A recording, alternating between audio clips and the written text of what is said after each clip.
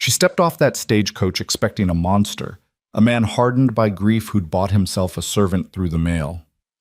Lydia Mercer had fled one nightmare in Boston, only to walk straight into another, or so the town whispers promised. But when Garrett Hale looked at her with those storm-gray eyes and said he didn't need a servant, he needed someone to stay, everything she thought she knew about survival shattered. Before we dive into their story, drop a comment telling me what city you're watching from. I love seeing how far these tales travel. Now, let's begin. The Montana wind carried the scent of pine and coming snow, cutting through Lydia Mercer's worn traveling cloak like it was made of newspaper. She pressed herself against the rough wooden bench inside the stagecoach, fingers clutching the single carpet bag that held everything she owned in this world. 23 years old, and she'd been reduced to this, running toward a stranger because staying meant something far worse. "Whoa there!" The driver's shout preceded the violent lurch as the coach wheels hit another rut in the primitive road. Lydia's shoulder slammed against the side panel, adding a fresh bruise to the collection she'd acquired over 3 weeks of bone-rattling travel. Across from her, an older woman in a feathered hat had been asleep for the past hour, her snores somehow audible over the thunder of hooves and creaking wood. Lydia pulled the letter from her pocket for the 100th time, though she'd long since memorized every word. The paper had gone soft at the creases, threatening to tear along the folds where she'd opened and closed it obsessively since leaving Massachusetts. "Miss Mercer, your application through the matrimonial agency has been accepted. I am a rancher of 32 years, owner of Silver Ridge Ranch in Montana Territory. I require a wife. The work is hard. The winter's harder. I offer a home, protection, and my name. I expect loyalty, capability, and discretion. If these terms are acceptable, arrive in Stillwater on November 3rd. Garrett Hale. No poetry. No promises of affection. Nothing like the flowery advertisements other men placed in the matrimonial papers, speaking of companionship and new beginnings. Just cold facts delivered in harder words. Lydia had read warmth into that directness when she'd first received it, sitting in her cousin Edwin's suffocating Boston townhouse. She'd thought, here's an honest man who won't dress up reality in ribbons. Now, watching the wild landscape roll past, endless forests giving way to golden grasslands, mountains purple in the distance, she wondered if honesty was just another word for cruelty. First time in Montana Territory? Lydia startled. The older woman was awake, bright eyes sharp despite her age. Her feathered hat sat askew, making her look like a curious bird.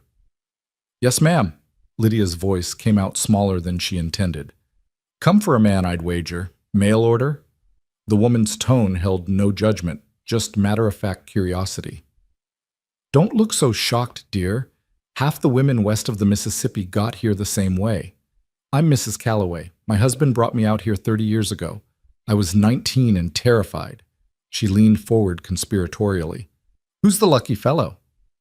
"Garrett Hale, of Silver Ridge Ranch." The change in Mrs. Calloway's expression was subtle but unmistakable, a tightening around the eyes, a careful neutrality settling over her features. "Ah, Garrett." That single word carried the weight of volumes left unspoken. Lydia's stomach dropped. "You know him?" "Know of him. Everyone in Stillwater knows of Garrett Hale, though precious few know him personal-like." Mrs. Calloway adjusted her hat, seeming to choose her words with care. "He keeps to himself mostly. Good rancher, honest in his dealings, but what?" Lydia heard the desperation in her own voice and hated it. "Lost his first wife. Oh, must be 3 years back now. Childbirth. Baby didn't make it either." Mrs. Calloway's weathered face softened with genuine sympathy.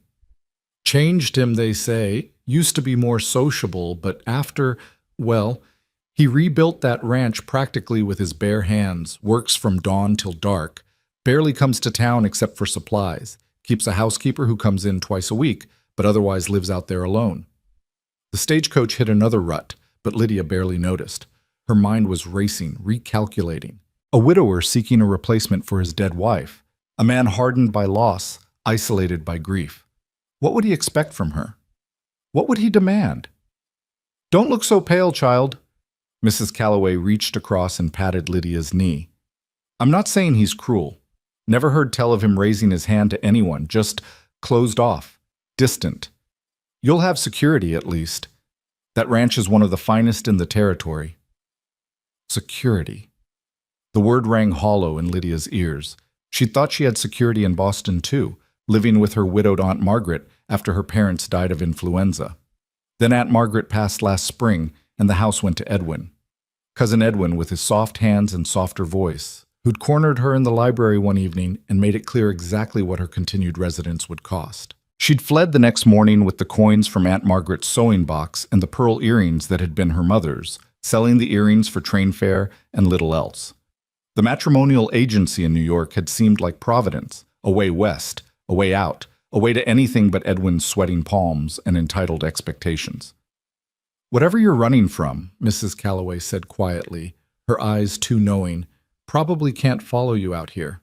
That's something, at least."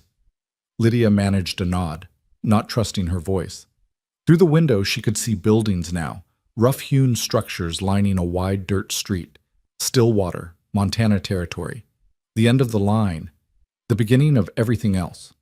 The stagecoach rolled to a stop in front of a weathered building with Stillwater Station painted across the front. Lydia's heart hammered so hard she thought Mrs. Calloway must be able to hear it.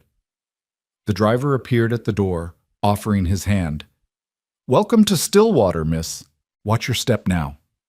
Her legs trembled as she descended, whether from weeks of travel or pure terror, she couldn't say. The November air bit at her cheeks, carrying the scent of wood smoke and horse. The street was busy with afternoon traffic, wagons loaded with supplies, men in work clothes heading toward what looked like a saloon, two women in practical dresses conferring outside a general store. Lydia Mercer? A round-faced man in a vest and spectacles approached, hand extended. "Samuel Porter, I run the stage office. Mr. Hale sent word you'd be arriving today. Said he'd come fetch you around 4 o'clock. You're a bit early, so you can wait inside where it's warm. Get you some coffee?" "Thank you." Lydia shook his hand, grateful for the kindness in his voice. "That would be most welcome." The stage office interior was sparse but clean, a pot-bellied stove radiating blessed heat, a few wooden chairs, a desk piled with ledgers and papers. Mr. Porter busied himself with the coffee while Lydia sank into a chair, her carpet bag clutched in her lap like a shield. Through the window, she watched the town's rhythms. A boy herded geese down the street. The blacksmith's hammer rang out in steady beats. Normal life, continuing as it always did, indifferent to one terrified woman's arrival. She thought of Edwin's last letter arriving at the New York rooming house 3 days before she boarded the westbound train. "You're being foolish, Lydia. Come home. We can discuss terms like reasonable adults." She'd burned that letter in the fireplace, watching Edwin's careful handwriting curl and blacken. There was no going back. There had never been any going back. Not from the moment he touched her with those presumptuous hands. "Here you go." Mr. Porter pressed a tin cup of coffee into her hands. It was strong enough to strip paint, but blessedly hot. "You look like you could use it. That's a long journey from back east." "Yes, it is. She sipped carefully, feeling the warmth spread through her chest. "Mr. Porter, what can you tell me about Silver Ridge Ranch?" His eyebrows rose slightly. "Nervous about meeting Mr. Hale? I'd simply like to know what to expect." "Well," he settled himself against the desk, crossing his arms. "Silver Ridge is about 8 miles northwest of town, up in the foothills. Beautiful property, grazing land, timber, good water from the creek that runs through it. Garrett's got maybe 50 head of cattle, some horses, does most of the work himself, though he hires hands for roundup and branding." "Is he," Lydia searched for the right word, "fair as an employer?"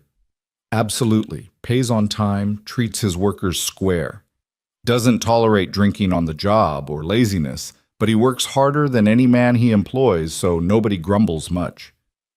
Mr. Porter's expression grew more serious. "Look, I know you've probably heard about his wife, about what happened." Mrs. Calloway mentioned it. Catherine was her name, sweet woman. Everybody liked her. When she died, he shook his head. Garrett took it hard, real hard. Didn't speak to anyone for months except when necessary. Threw himself into the ranch work like a man possessed. We all thought he'd drink himself to death or work himself into the grave, but he just kept going, kept surviving. Does he... Lydia's voice dropped to barely a whisper. Does he have a temper? Understanding flashed across Mr. Porter's face, followed by a gentleness that made Lydia's throat tight. No, ma'am. I've never seen Garrett Hale raise his voice in anger, let alone his hand. He's stern, yes, not much for smiling or small talk. But violent? No. If that's what you're worried about, you can set your mind at ease on that score. Relief flooded through her, so intense it was almost painful. Not a monster, then. Just a man, a broken, grieving man who needed... What? A housekeeper? A companion? A replacement for what he'd lost? The clock on the wall ticked toward 4. Lydia forced herself to drink the coffee, to breathe steadily, to maintain some semblance of composure. This was happening. In minutes, she would meet the stranger she'd promised to marry, the stranger who held her entire future in his work-roughened hands. At precisely 4 o'clock, the sound of hoofbeats echoed outside. Heavy, measured footsteps approached the door. Lydia stood, her legs threatening to buckle, her hands gripping her carpetbag so tightly her knuckles went white. The door opened. Garrett Hale had to duck slightly to clear the doorframe. He was tall, easily over 6 feet, with broad shoulders that spoke of years of physical labor. His face was weathered by wind and sun, all hard planes and sharp angles beneath a few days' worth of dark beard. He wore simple clothes, denim pants, a heavy coat, scuffed boots, a wide-brimmed hat that shadowed eyes the color of storm clouds. Maybe 32, as his letter claimed, but he carried himself with the wary stillness of someone much older. Those gray eyes found her immediately, and Lydia felt the weight of his assessment. Not leering like Edwin's gaze had been. This was different, careful, measuring, looking for something she couldn't name. Miss Mercer. His voice was deep, rough from disuse. Not unkind, but not warm either, neutral as winter stone. Mr. Hale. She was proud that her voice didn't shake. I've arrived as you requested. So I see. He nodded to Mr. Porter.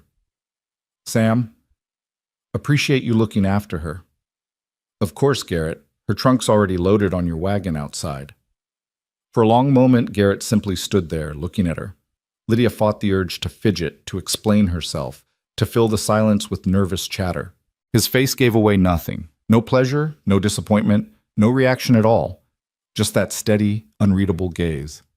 Then his eyes shifted to her hands, still clutching the carpetbag, and something flickered across his expression, gone before she could identify it. Storm's coming, he said finally, turning toward the door. Let's get you home safe.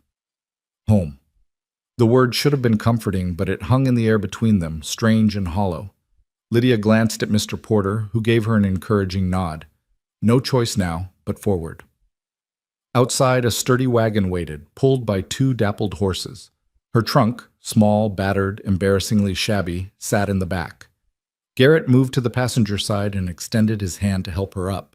His palm was calloused, warm despite the cold air. The grip was careful, neither too tight nor too loose.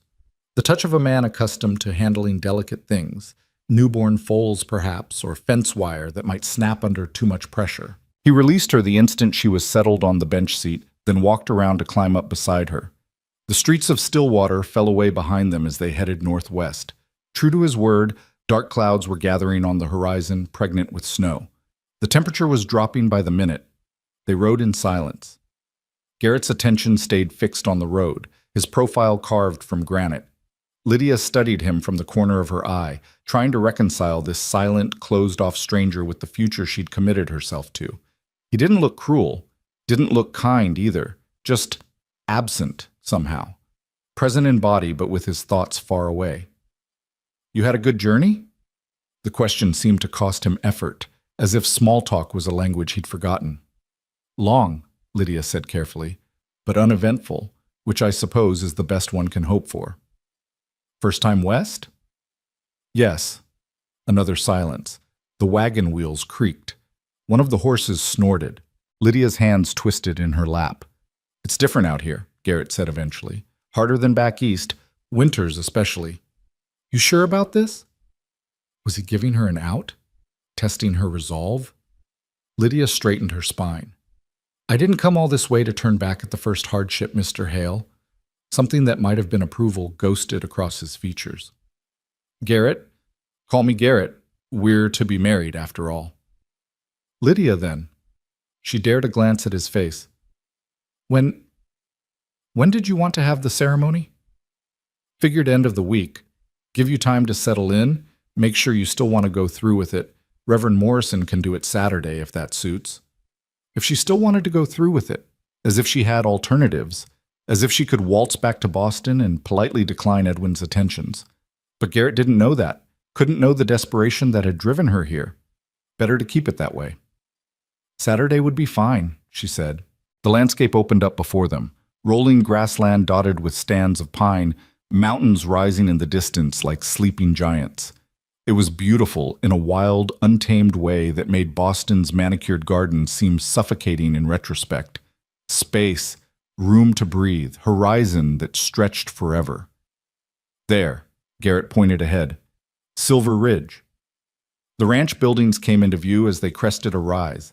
A main house, 2 stories, built from logs that had weathered to silver gray. A large barn, corrals, a few outbuildings. Modest but well-maintained, everything neat and purposeful. Smoke curled from the house's chimney. Someone had the fires going. Garrett drove the wagon straight to the front of the house and set the brake. He climbed down, then came around to help Lydia descend. Again, that careful grip. Again, the immediate release. Mrs. Fletcher, she's the housekeeper. Got a room ready for you. He hefted her trunk as if it weighed nothing, carrying it up the porch steps. Come on, I'll show you. The front door opened into a main room that served as both kitchen and sitting area. Simple furniture, handmade but sturdy. A stone fireplace with a good blaze going. Clean floors, windows that actually had glass in them. Luxurious by frontier standards, Lydia realized. Garrett Hale might be many things, but impoverished wasn't one of them. A woman in her 50s appeared from what looked like a pantry, wiping her hands on her apron.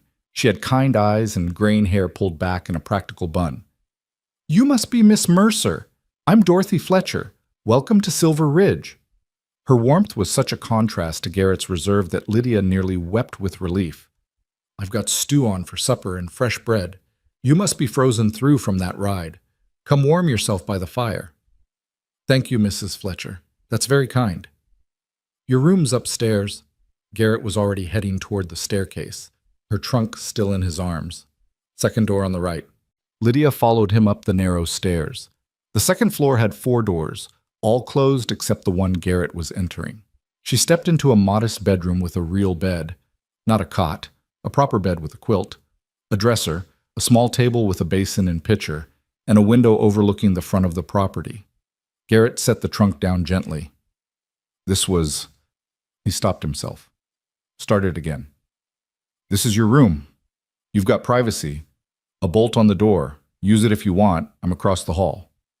The implication settled over her. Separate bedrooms. No expectations of wifely duties, at least not immediately. Another wave of relief. Thank you, she managed. This is more than adequate. Mrs. Fletcher comes Monday and Thursday mornings, does the heavy cleaning, helps with laundry. But day-to-day cooking and such, that'll fall to you if you're capable. His tone made it a question. I can cook and clean, yes. I managed my aunt's household for several years. Good. He moved toward the door, then paused, his back to her. Lydia, I know you don't know me, and I don't know you. I'm not looking for... He seemed to struggle for words. I don't need a servant. I need someone to stay. Someone who can build a life here. If you can't do that, better to know now. Before she could respond, he was gone, his footsteps heavy on the stairs. Lydia sank onto the bed, her hands shaking now that she was alone. I don't need a servant. I need someone to stay. What did that mean? What was he asking for? Through the window, she watched him cross the yard toward the barn, his long stride purposeful. A man perpetually in motion, as if stillness might let grief catch up to him. A soft knock at her door. Miss Mercer? Lydia? Mrs. Fletcher's voice. Supper's ready when you are, dear. I'll be right down. Lydia unpacked quickly, hanging her 2 spare dresses in the small wardrobe, arranging her hairbrush and the few toiletries she possessed on the dresser. Everything she owned fit in this one room with space left over. A whole life, condensed and transported, and still somehow not quite real. Downstairs, the table was set for 2. Mrs. Fletcher ladled stew into bowls, her movements efficient and practiced. "Mr. Hale's gone to see to the horses," she said. "He'll eat later, most like. Sits better with him to take meals alone." She gave Lydia a sympathetic look. "Don't take it personal, dear. He's been that way since, well, since." They ate together, Mrs. Fletcher chatting comfortably about the ranch, the town, the neighbors. Lydia learned that the nearest ranch was the Patterson place, 5 miles east, that Stillwater had a proper school now and a new doctor, that the winter of '74 had been so harsh, 3 ranchers lost half their herds, but Garrett had somehow brought all his cattle through. "He's a good man," Mrs. Fletcher said quietly, gathering the dishes. "Broken, but good. Treat him fair, and he'll do right by you." After Mrs. Fletcher left for her own home in town, Lydia found herself alone in the big house. She could hear Garrett moving around somewhere, the barn, maybe, or one of the outbuildings. She washed the dishes, wiped down the table, added wood to the fire. Domestic tasks that felt surreal in this strange new place. Night fell fast in Montana. By 6 o'clock, darkness pressed against the windows, held back only by firelight. Lydia lit the lamps Mrs. Fletcher had indicated, then stood uncertainly in the main room. Should she go upstairs, wait for Garrett? What were the protocols of this bizarre situation? The front door opened, bringing a gust of cold air, and Garrett with it. He stomped snow from his boots, the first flakes were falling, and hung his hat on a peg. His eyes found her by the fire. "You settled in?" "Yes, thank you. Mrs. Fletcher made sure I had everything I needed." "Good." He moved to the kitchen area, ladling leftover stew into a bowl. He ate standing up, his back partly to her, the silence stretching between them like an unbridgeable canyon. Lydia gathered her courage. "Garrett, I want to be clear about expectations. You mentioned not needing a servant, but I want to earn my place here. What would you like me to do? Beyond cooking and basic housekeeping?" He turned, surprise flickering across his face, as if he hadn't expected her to be so direct. "You can read and write?" "Yes, quite well." "Ranch accounts could use someone with a steady hand. I manage them, but barely. And the garden plot behind the house, Catherine used to keep it, but it's gone wild the past 3 years. If you've got any skill with growing things." He trailed off. "I helped manage my aunt's kitchen garden. I'd be happy to restore yours come spring." "Spring's a ways off yet." He set his empty bowl in the dry sink. "You should know, Lydia, I'm gone most days, dawn to dusk, sometimes longer during calving season or if there's trouble. You'll be alone here a fair amount. I'm not afraid of solitude." "No?" Something in his voice suggested he understood that all too well. "Good. Because this ranch, this life, it's not easy, not what you're probably used to." "Mr. Hale, Garrett, I didn't come here expecting easy. I came here because I needed—" She stopped, not ready to reveal too much. Needed what? A fresh start. It was true, if incomplete. A chance to build something new. He studied her for a long moment, those storm-gray eyes seeing perhaps more than she wanted to reveal. Then he nodded, once. "Fair enough. We've both got our reasons, I reckon. We'll make it work or we won't." It wasn't a romantic declaration. Wasn't even particularly encouraging. But there was something in his bluntness that Lydia found oddly reassuring. No false promises, no pretty lies, just stark honesty about the uncertain road ahead. "I'll head up," he said. "Long day tomorrow. You need anything? I'm across the hall." "Good night, Garrett." "Good night." She listened to his footsteps on the stairs, the creak of his door, then silence. The fire crackled. Outside, snow whispered against the windows. Lydia stood in the center of this strange house that was supposed to become her home, married to a stranger who was supposed to become her husband, and felt the full weight of the leap she'd taken. But beneath the fear, beneath the uncertainty, was something else. something that felt almost like hope. He'd said he needed someone to stay, not someone to serve him, not someone to warm his bed, not someone to replace what he'd lost, just someone to stay. Maybe, Lydia thought as she climbed the stairs to her room, maybe that was something she could manage. Maybe staying was enough to start with. Maybe from staying, other things might grow. Through her window, the snow fell steadily now, covering everything in clean white silence. Tomorrow would be her first full day at Silver Ridge Ranch. Tomorrow, she would begin to build whatever this new life would become. For tonight, she was safe, sheltered. No Edwin with his presumptuous hands and entitled expectations. No desperate scramble for the next meal or the next safe place to sleep. Just quiet and snow. And the solid walls of a house that might, if she could find the courage to claim it, become home. Lydia changed into her nightgown, slipped between sheets that smelled of lavender and harsh lye soap, and closed her eyes. Across the hall, she could hear the faint sound of Garrett moving around his own room. Two strangers under one roof, bound by a contract, neither had quite dared to question too closely. The storm Garrett had predicted arrived in full force around midnight.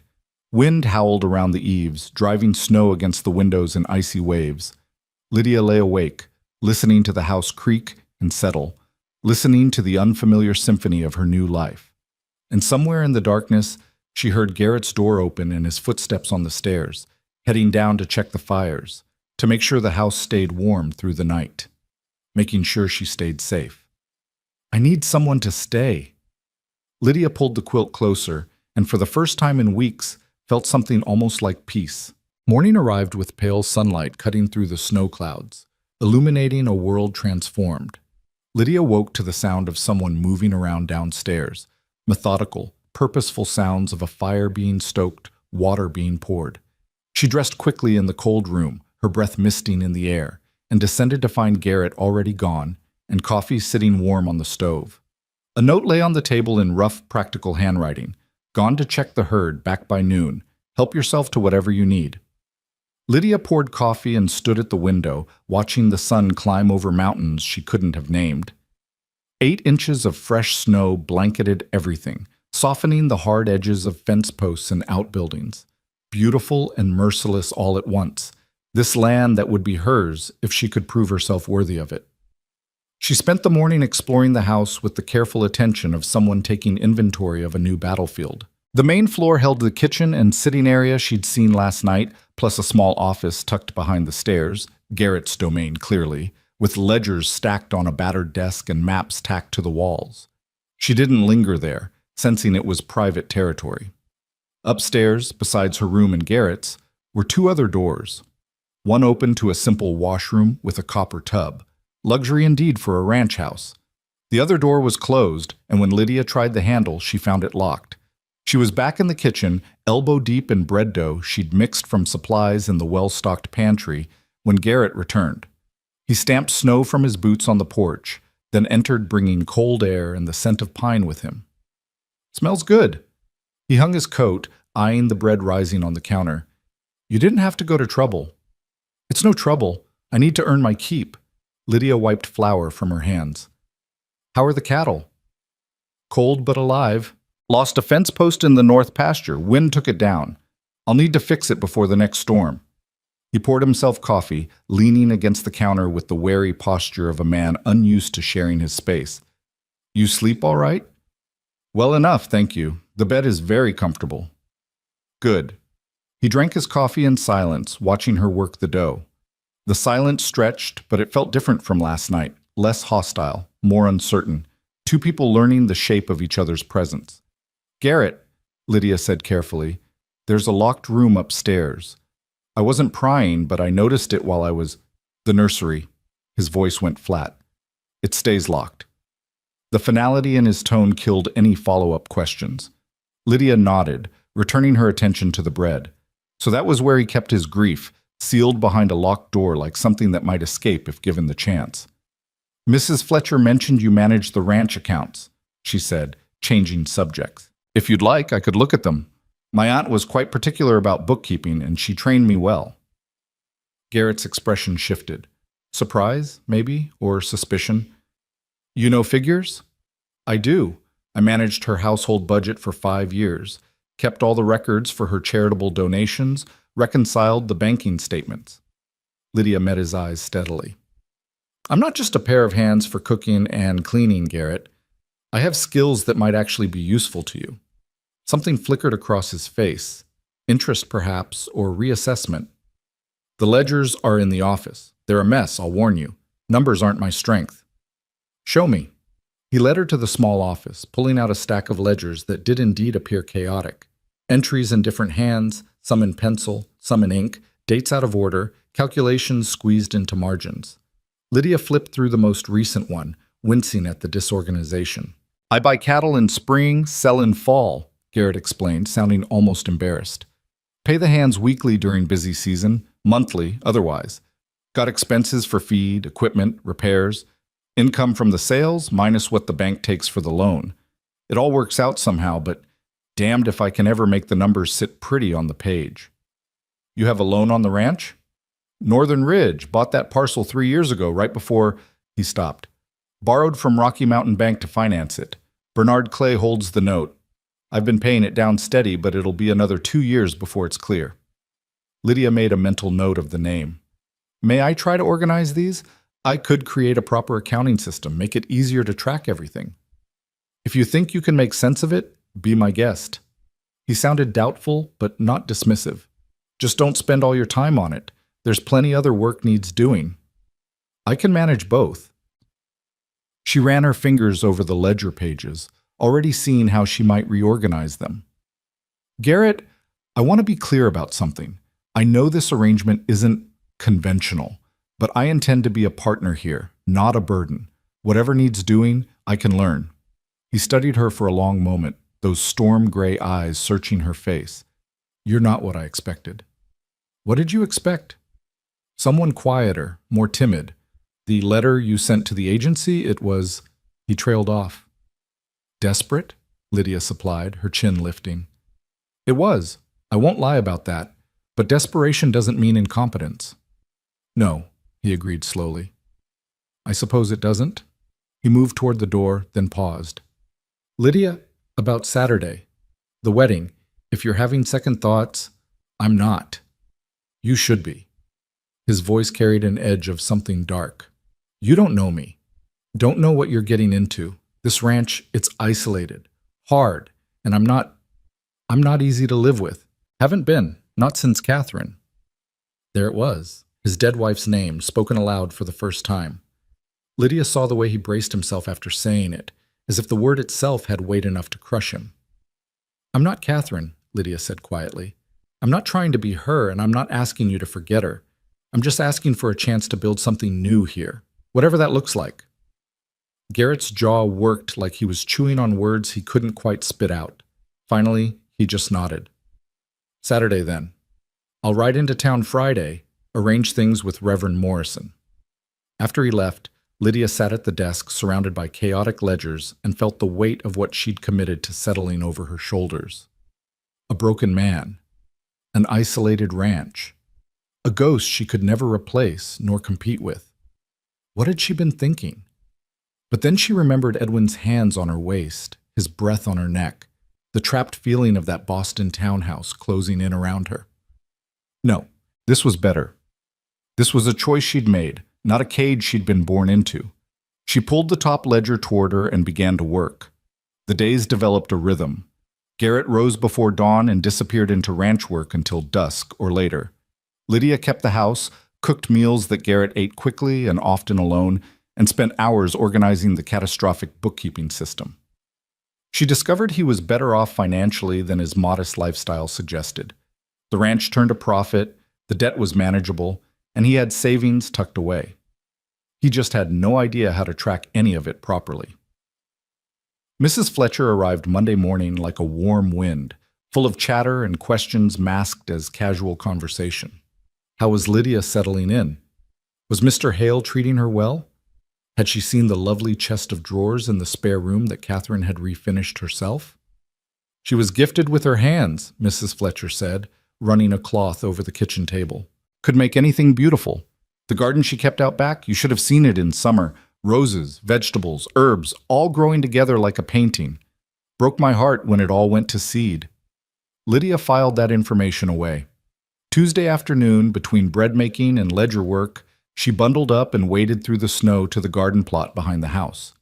It was bigger than she'd expected, maybe 30 feet square, surrounded by a fence that kept out deer. Beneath the snow, she could see the brown stalks of dead plants, the wooden frames of what had been raised beds. A trellis collapsed under winter's weight. She was standing there, planning what might be saved and what needed rebuilding, when Garrett's voice startled her. "I told you, spring's a long way off." She turned to find him watching her from the barn door, a hay fork in his gloved hands. "I know, I'm just planning, thinking about what I'll plant when the ground thaws." He crossed the yard toward her, his boots crunching in the snow. When he reached the garden fence, he stopped, staring at the dead plot with an expression Lydia couldn't read. "Catherine spent hours out here," he said quietly, claimed it helped her think. "I never understood the appeal. Seemed like a lot of work for some vegetables you could buy in town." "It's not really about the vegetables," Lydia said. "It's about making something grow, taking what's wild and giving it purpose." "Is that what you're trying to do here?" The question carried no accusation, just curiosity. "Take something wild and give it purpose?" "Maybe. Or maybe I'm the wild thing that needs purpose." She met his eyes. "Either way, I'd like to restore this come spring, if that's all right with you." "It's your garden now." He turned back toward the barn, then stopped. "There's tools in the shed. Catherine's gloves are probably still there too, if you want them." It was a peace offering, Lydia realized. Permission to claim something that had been his wife's, to make it her own. "Thank you."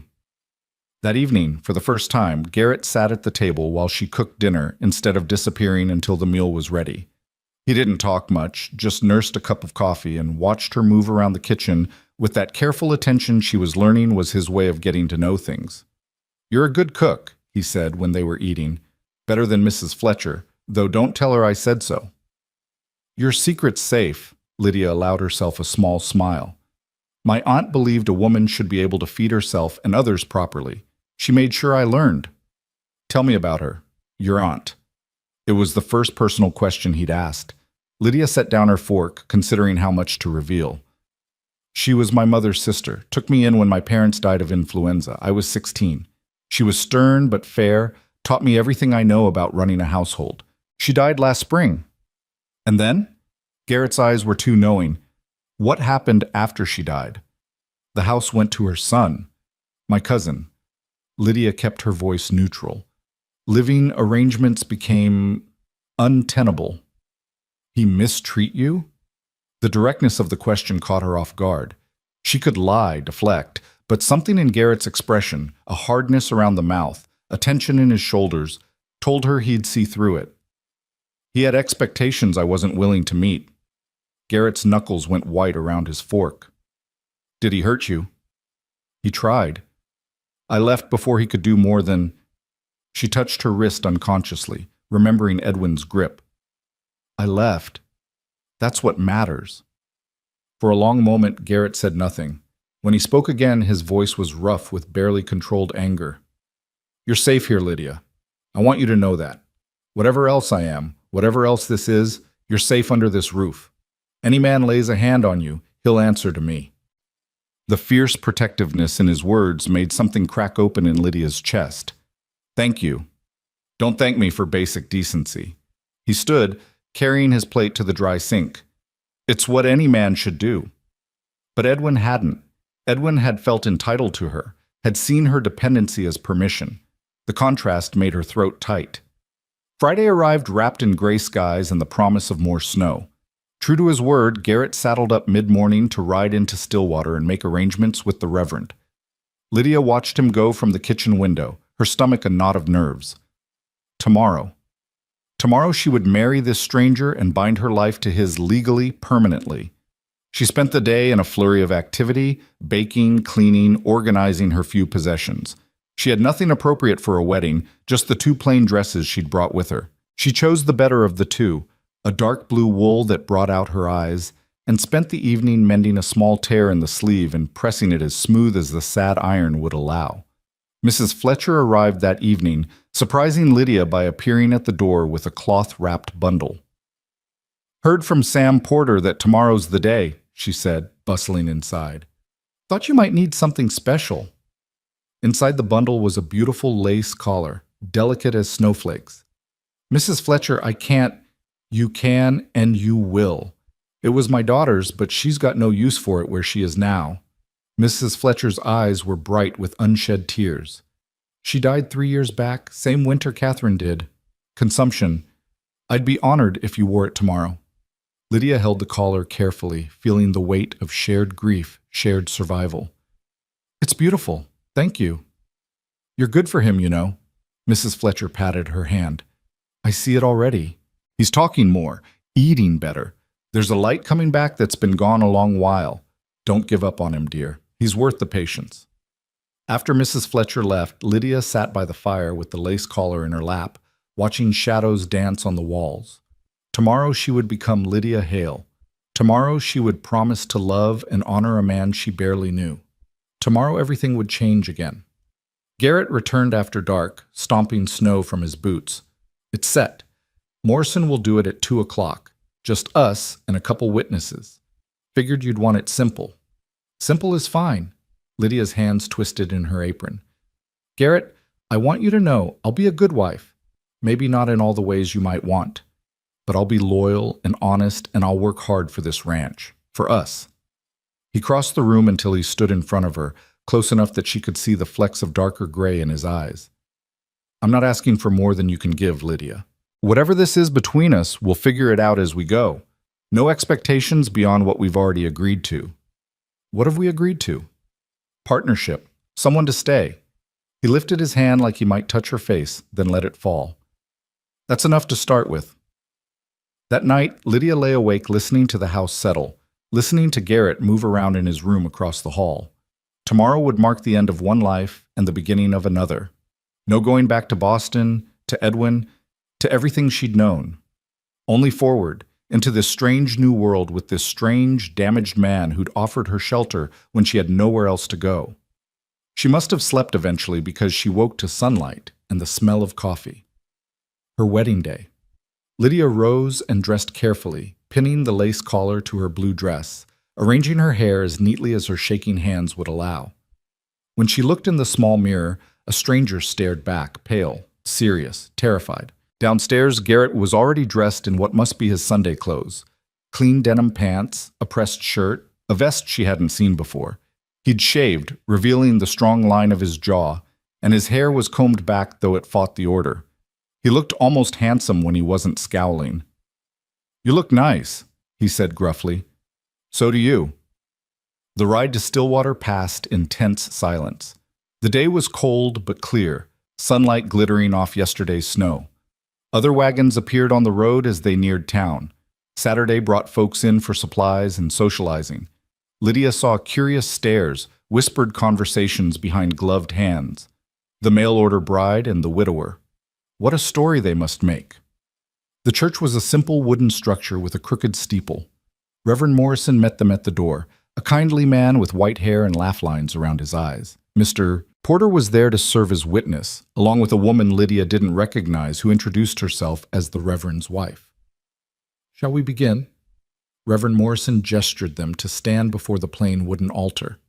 The ceremony was brief, almost businesslike.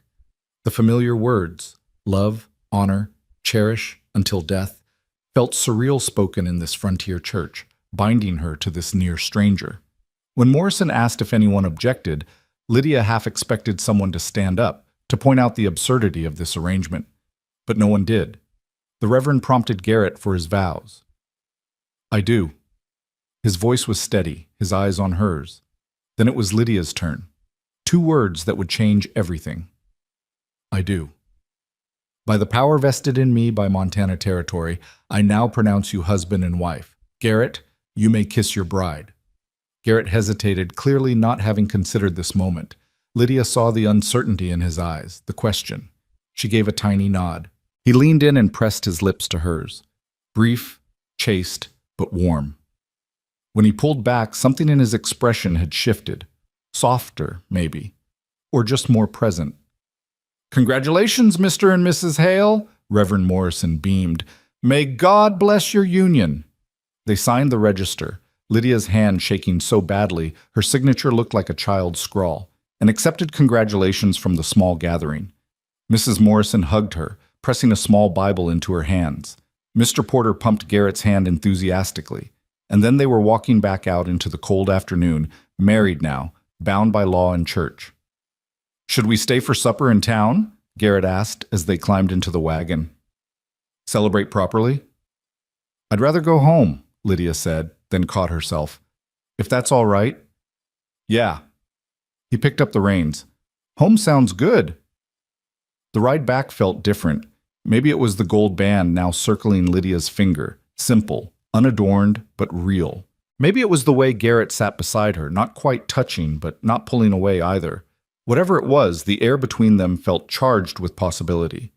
At the ranch, he helped her down from the wagon with his usual careful grip, but this time he didn't immediately let go. His hand stayed at her waist, his eyes searching her face. This is real now, he said quietly. You're my wife. This is your home, for better or worse. I know. I meant what I said before. No expectations beyond what we agreed. We'll take this at whatever pace feels right. Lydia nodded, grateful for his patience, even as part of her wondered if he was simply that uninterested in her. But no, she'd seen the way he looked at her sometimes when he thought she wasn't watching. Interest was there, buried under grief and caution, but present nonetheless. That evening they sat together by the fire, the first time they'd simply existed in the same space without work as a buffer. Garrett pulled out a piece of leather and a knife, working on what looked like a new belt, while Lydia mended one of his shirts that had torn at the shoulder. Can I ask you something? Lydia said into the comfortable silence. Go ahead. The locked room, the nursery. Will you ever open it? His hand stilled on the leather. For a long moment, she thought he wouldn't answer. Then, I don't know. Some days I think I should clear it out, move on proper. Other days I can't even look at the door without... He swallowed hard. She was so excited about that baby. Spent months getting everything perfect, and then it all went wrong so fast. What happened? Lydia asked gently. If you want to tell me. Garrett set down his work, staring into the fire. Labor went on too long. Doc Peters did everything he could, but the baby was positioned wrong, and Catherine, she bled too much. Lost them both within an hour of each other. His voice cracked. I held my son for maybe 5 minutes before he stopped breathing. Never even got to name him proper. Lydia's eyes burned with tears. I'm so sorry, Garrett. I failed them. The words came out raw. I was supposed to protect them, provide for them, and I couldn't do the one thing that mattered. That's not failure. That's tragedy. There's a difference. He looked at her sharply. Is there? Yes. Lydia set aside her mending and moved to sit beside him on the settee. Failure is when you have control and choose wrong. Tragedy is when the world takes choice away from you entirely. You didn't fail them, Garrett. Life just broke wrong.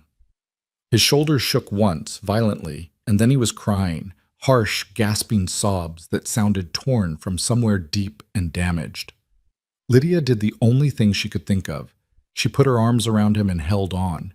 He clung to her like a drowning man, his face pressed against her shoulder, 3 years of grief finally breaking free. She stroked his hair and murmured wordless comfort, letting him shatter because sometimes shattering was the only way to start healing. When the storm finally passed, he pulled back, roughly wiping his eyes. Sorry, Christ, I didn't mean to. Don't apologize for being human. Lydia cupped his face, forcing him to meet her eyes. You've been holding that in too long. It needed out. You must think I'm weak. I think you're strong enough to grieve, which is harder than people realize. She let her hands fall. Thank you for trusting me with this. Something shifted in his expression. Walls coming down, maybe, or just a door opening a crack.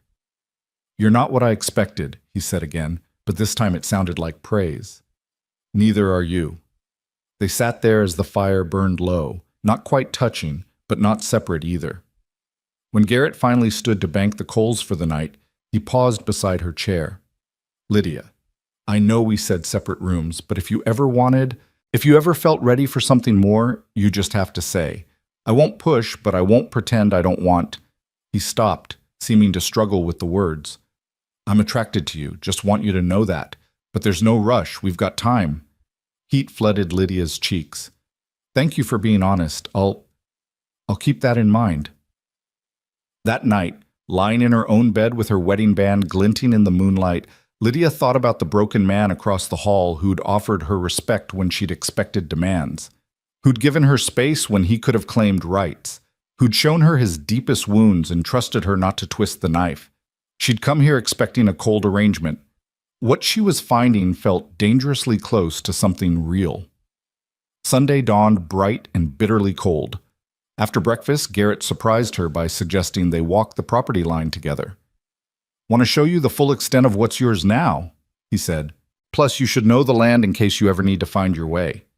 They bundled up and set out, their breath misting in the frozen air. Garrett pointed out landmarks. The creek that ran along the eastern border, the stand of pines that marked the northern ridge, the cluster of granite boulders where he'd once seen a mountain lion. He talked more than she'd ever heard him talk, his love for this land evident in every word. That's the parcel I bought with the loan, he said, indicating the rolling grassland to the north. Best grazing in the territory. That's what Bernard Clay wants. The railroad's planning a route through here, and that land would be worth 10 times what I paid. Will you sell?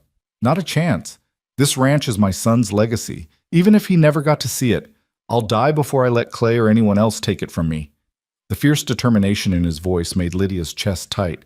Then we'll make sure he doesn't. Garrett looked at her sidelong. We? I'm your wife now. Your fight is my fight. Something like gratitude flickered across his face. Yeah, I suppose it is. They walked in companionable silence, following the fence line back toward the house. The sun was high overhead, turning the snowfields into a blinding expanse of white. Beautiful and harsh, just like everything else about this place. Lydia, Garrett said as the house came into view, I know this wasn't what you dreamed of when you thought about marriage. Hell, it probably wasn't even your second choice. But I want you to know, I'm grateful you came. Grateful you stayed. You've already made this place feel less empty, and that's more than I expected. It's more than I expected too, Lydia admitted. I thought I'd be just another piece of furniture in your house, another servant. But you've treated me like a person, Garrett, like someone whose thoughts and feelings matter. That's a gift I didn't know I needed. They stood there in the snow, facing each other, and Lydia saw the exact moment something shifted between them. Not love, not yet, but the possibility of it. The recognition that what had started as convenience might become something deeper if they were brave enough to let it. Garrett reached out slowly, giving her time to pull away, and tucked a strand of hair behind her ear.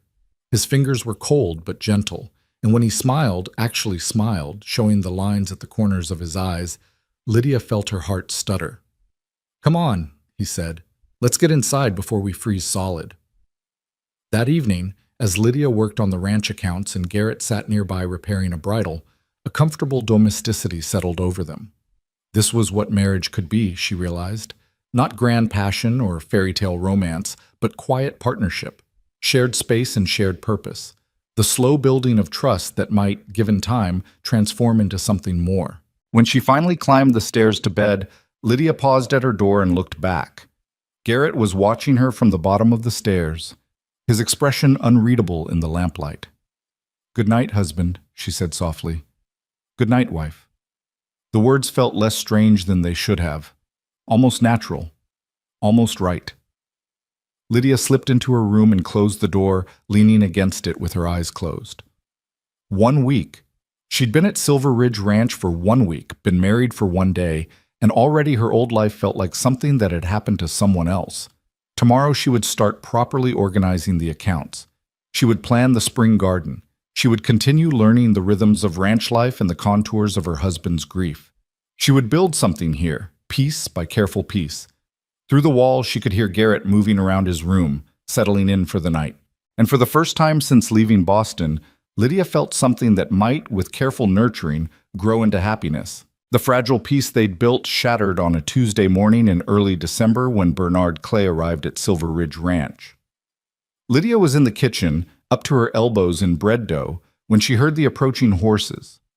Through the window she saw 3 riders, a heavy-set man in an expensive coat leading 2 harder-looking men who had the bearing of hired muscle.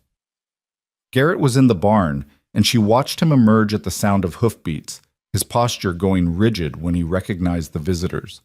She wiped her hands and moved to the door, stepping out onto the porch despite the cold. Something in her gut told her this was trouble, and she'd learned to trust that instinct.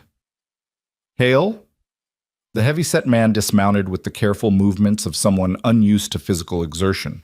He was perhaps 50, with the soft face of a man who'd grown prosperous on other people's labor.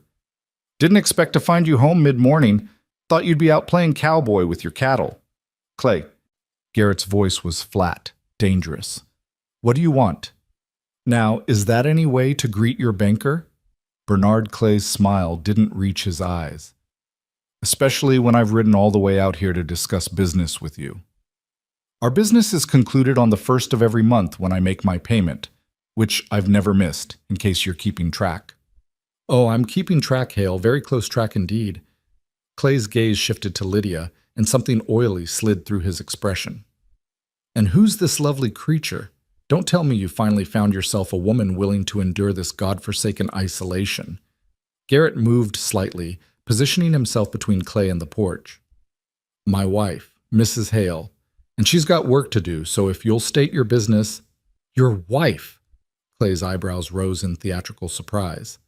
"Well, congratulations are in order, though I must say, ma'am, you've married yourself to a man with significant financial obligations. I do hope he's been forthcoming about the debt he carries." Lydia descended the porch steps, refusing to be relegated to the background. "Mr. Hale has been completely transparent about the ranch finances, which I now manage, incidentally, and according to my records, we're current on all loan obligations with 3 months' payments in advance reserve." Clay's expression soured slightly. "A bookkeeper? How industrious. Well, Mrs. Hale, since you're so well versed in your husband's finances, perhaps you can help me make him see reason about my proposal." "What proposal?" Garrett's hands had curled into fists at his sides. "The railroad's coming through, Hale. Montana Central's finalized their route, and it runs right through that northern ridge of yours. They're prepared to make a very generous offer for the land. More than generous, considering what you paid for it. Hell, you could pay off your loan and have enough left over to expand your herd 3-fold. I told you last month and the month before that the land's not for sale." "Don't be a fool," Clay's veneer of pleasantness cracked. "This is progress, Hale. You can't stop it. The railroad's coming whether you cooperate or not. Better to sell now and profit than have them condemn the land and take it anyway." Lydia's mind raced. Eminent domain, she'd read about it in the Boston newspapers, how railroad companies were seizing land across the West with government backing. On what grounds would they condemn it? The route isn't finalized, and there are alternative paths that don't require appropriating private property. Clay's attention snapped to her, and she saw calculation in his eyes. Alternative routes would add significant cost and delay. The most efficient path runs through the northern ridge. Montana Central has petitioned the territorial government for authorization to acquire the necessary parcels. "Acquire or seize?" Garrett's voice was deadly quiet. "Semantics. The point is, Hale, you're standing in the way of economic development. The railroad brings jobs, commerce, civilization to this territory. One stubborn rancher's attachment to a piece of land doesn't outweigh the greater good." "The greater good." Garrett took a step forward, and Clay's hired men tensed. "Or your commission on the sale? How much is Montana Central paying you to clear the route, Clay? 10%? 15%? Clay's face flushed red. "How I conduct my business affairs is none of your concern. What should concern you is that I hold the note on that land. And if you're not willing to sell, I might be forced to reconsider the terms of our agreement." "Our agreement is ironclad. I've read every word of that contract, and there's no provision allowing you to alter terms at will. Contracts can be interpreted. For instance, there's a clause about maintaining the property value. One could argue that refusing a sale that would benefit the territory constitutes negligent stewardship. Or perhaps we should discuss that fence repair on the southern boundary that's been delayed. Could be considered a violation of the maintenance requirements." Lydia saw where this was heading. Clay intended to manufacture a breach of contract, Use it as leverage to force a sale or foreclose entirely. The audacity of it made her blood boil. "Mr. Clay," she said, her voice cold and precise, "I suggest you review the territorial statutes regarding fraudulent contract enforcement. Fabricating violations to coerce property transfer is a criminal offense, and I'm quite certain the territorial judge would be interested to hear about such tactics." Clay's eyes narrowed. "Careful, Mrs. Hale. You've been in Montana Territory all of 2 weeks. You might want to learn how things work out here before making threats." "That wasn't a threat. It was a statement of fact." Lydia held his gaze steadily. "And I'm a fast learner. Fast enough to know that your conduct today constitutes harassment and potentially extortion. Fast enough to document this conversation in detail and submit it to the appropriate authorities if necessary." For a moment, genuine anger flashed across Clay's face. Then he smoothed his features back into that oily smile. "I see why you married her, Hale. She's got fire. Though fire can be dangerous, especially out here where help is so far away." Garrett moved fast, closing the distance between them until he was inches from Clay's face. "Get off my land, now. And if you or your men come back here making veiled threats toward my wife, I'll forget I'm a civilized man." Clay held his ground, but his hired men shifted nervously. "You're making a mistake, Hale. This won't end well for you." "That sounds like another threat." "It's a prediction." Clay turned toward his horse, gesturing for his men to mount up. "You've got until the end of the month to reconsider. After that, I'll be forced to take action to protect the bank's interests. And Mrs. Hale, you might want to ask your husband about the penalty clauses in that loan agreement, specifically the one regarding foreclosure proceedings." They rode off in a cloud of dust and snow, leaving Garrett standing rigid with fury and Lydia's heart pounding. She waited until they were out of sight before speaking. "What penalty clauses?" Garrett's shoulders sagged. "If I default on 3 consecutive payments, the bank can foreclose immediately without the standard grace period, and Clay has the authority to determine what constitutes default, including declaring the loan in violation if he deems the collateral compromised. That's unconscionable. No legitimate bank would include such predatory terms. Rocky Mountain Bank isn't particularly legitimate. Clay owns it, runs it however he sees fit. When I needed capital to buy that ridge, he was the only one willing to lend. I knew the terms were harsh, but I was..." He stopped, his jaw working. "I was desperate to expand before the baby came. Wanted to build something substantial to leave him." Lydia touched his arm gently. "We'll find a way through this." "There is no way. Clay's got the law on his side or enough money to buy it. If he wants this land, he'll take it. I can fight, but I'll lose everything in the process. The northern ridge, probably the whole ranch when legal fees pile up." "No." The word came out harder than Lydia intended. "No, he won't. There's always a way, Garrett. We just have to find it." He looked at her with something between hope and despair. "You don't know what you're up against." "Then teach me." Lydia turned toward the house. "Show me everything. The loan documents, the land surveys, the correspondence with Clay, everything. If there's a weakness in his position, I'll find it." For the next 3 days, Lydia barely slept. She spread documents across the kitchen table, studying every word of the loan agreement, every territorial statute she could find in Garrett's small collection of law books, every map showing possible railroad routes. Mrs. Fletcher found her there Thursday morning, surrounded by papers and cold coffee. "Good Lord, child, have you been up all night?" "I'm close to something. I can feel it." Lydia rubbed her burning eyes. "There has to be a legal precedent, a loophole, something Clay hasn't considered." "And if there isn't?" "Then I'll create one." Mrs. Fletcher studied her with new respect. "You really love this place already, don't you? Or is it the man who owns it?" Lydia looked up sharply. "I barely know him." "That wasn't a denial." Mrs. Fletcher began tidying the scattered papers. "I've seen the way you look at him when you think no one's watching, and the way he looks at you, like a man waking up from a long sleep and not quite believing the world's still there." "He's still in love with Catherine." "He loved Catherine, yes, but she's gone and you're here. There's room in a heart for both grief and new beginnings, if a person's brave enough." Mrs. Fletcher paused. "What are you looking for in all this legal mess?" "Alternative routes for the railroad. If I can prove there's a viable path that doesn't require seizing Garrett's land, It undermines Clay's eminent domain argument, but every map I've found shows the northern ridge as the most direct route. Most direct isn't always most practical. Mrs. Fletcher pulled up a chair. My late husband worked survey for the territorial government years back. Railroad routes aren't just about distance. They're about grade, water access, bridge requirements. A path might be longer, but still preferable if it avoids costly engineering. Lydia's exhausted brain seized on this. Do you still have his survey notes, his maps? Boxed up in my attic, most like. I can bring them Monday if... I'll come to town tomorrow. Can you have them ready? You really think you can beat Bernard Clay at his own game? I have to try. Lydia gathered the papers with renewed energy. He's counting on us being ignorant ranchers who'll roll over when faced with legal pressure. But I managed a Boston household's finances for 5 years, including navigating disputes with contractors and municipal authorities. Clay's arrogant enough to underestimate me, and that's his weakness. That evening, Garrett found her sketching crude maps based on topographical descriptions from his survey documents. He set a plate of food beside her. She'd forgotten dinner entirely, and leaned over her shoulder to see what she was working on. What's all this? Alternative routes, Lydia pointed to her rough sketch.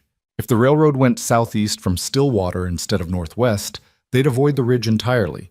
Longer distance, but look, the grade is gentler, there's a natural pass through the mountains here, and the Little Boulder River would provide water access for steam engines. Garrett studied the map, his expression shifting from skepticism to surprise. How did you figure all this? Your survey notes mentioned these features.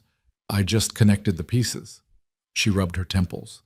I need more detailed maps, engineering specifications for railroad construction, maybe testimony from an independent surveyor. If I can present a comprehensive alternative to the territorial government before they approve Montana Central's petition. Lydia. Garrett caught her hand, stilling her nervous movements. You don't have to do this. It's not your fight. Yes, it is. I'm a Hale now, remember?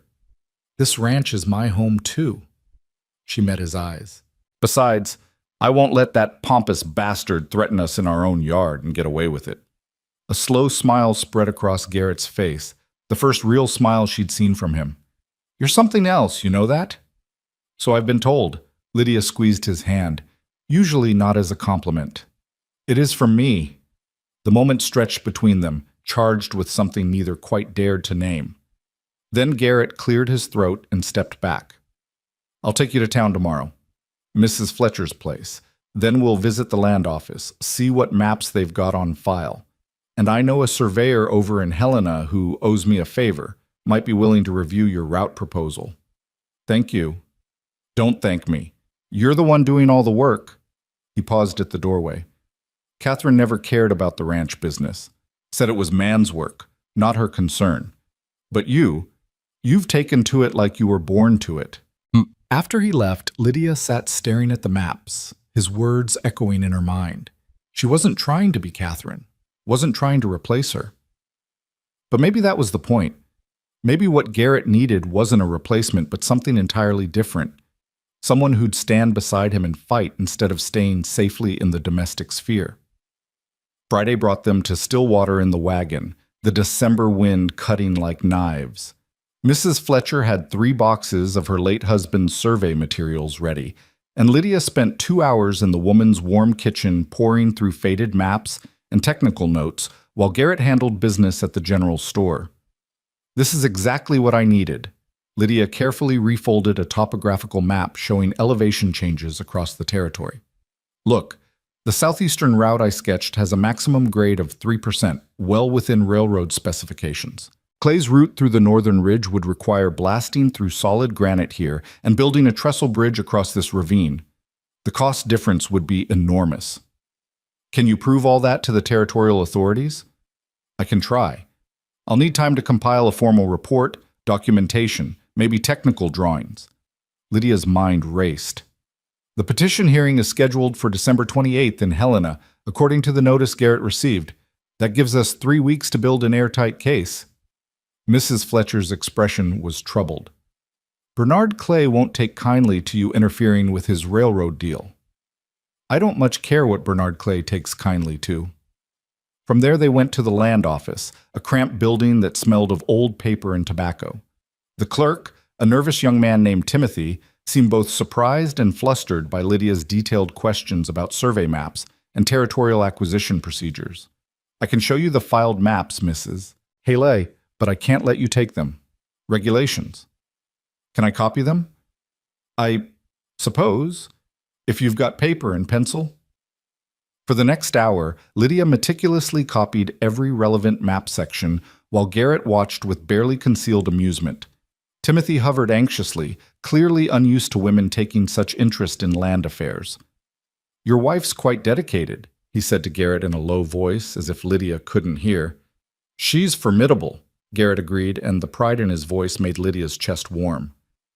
As she worked, the office door opened and Bernard Clay walked in. His expression when he saw them went from surprise to anger to calculating neutrality in rapid succession. "Well, well, the Hales. Still tilting at windmills, I see." Lydia didn't look up from her copying.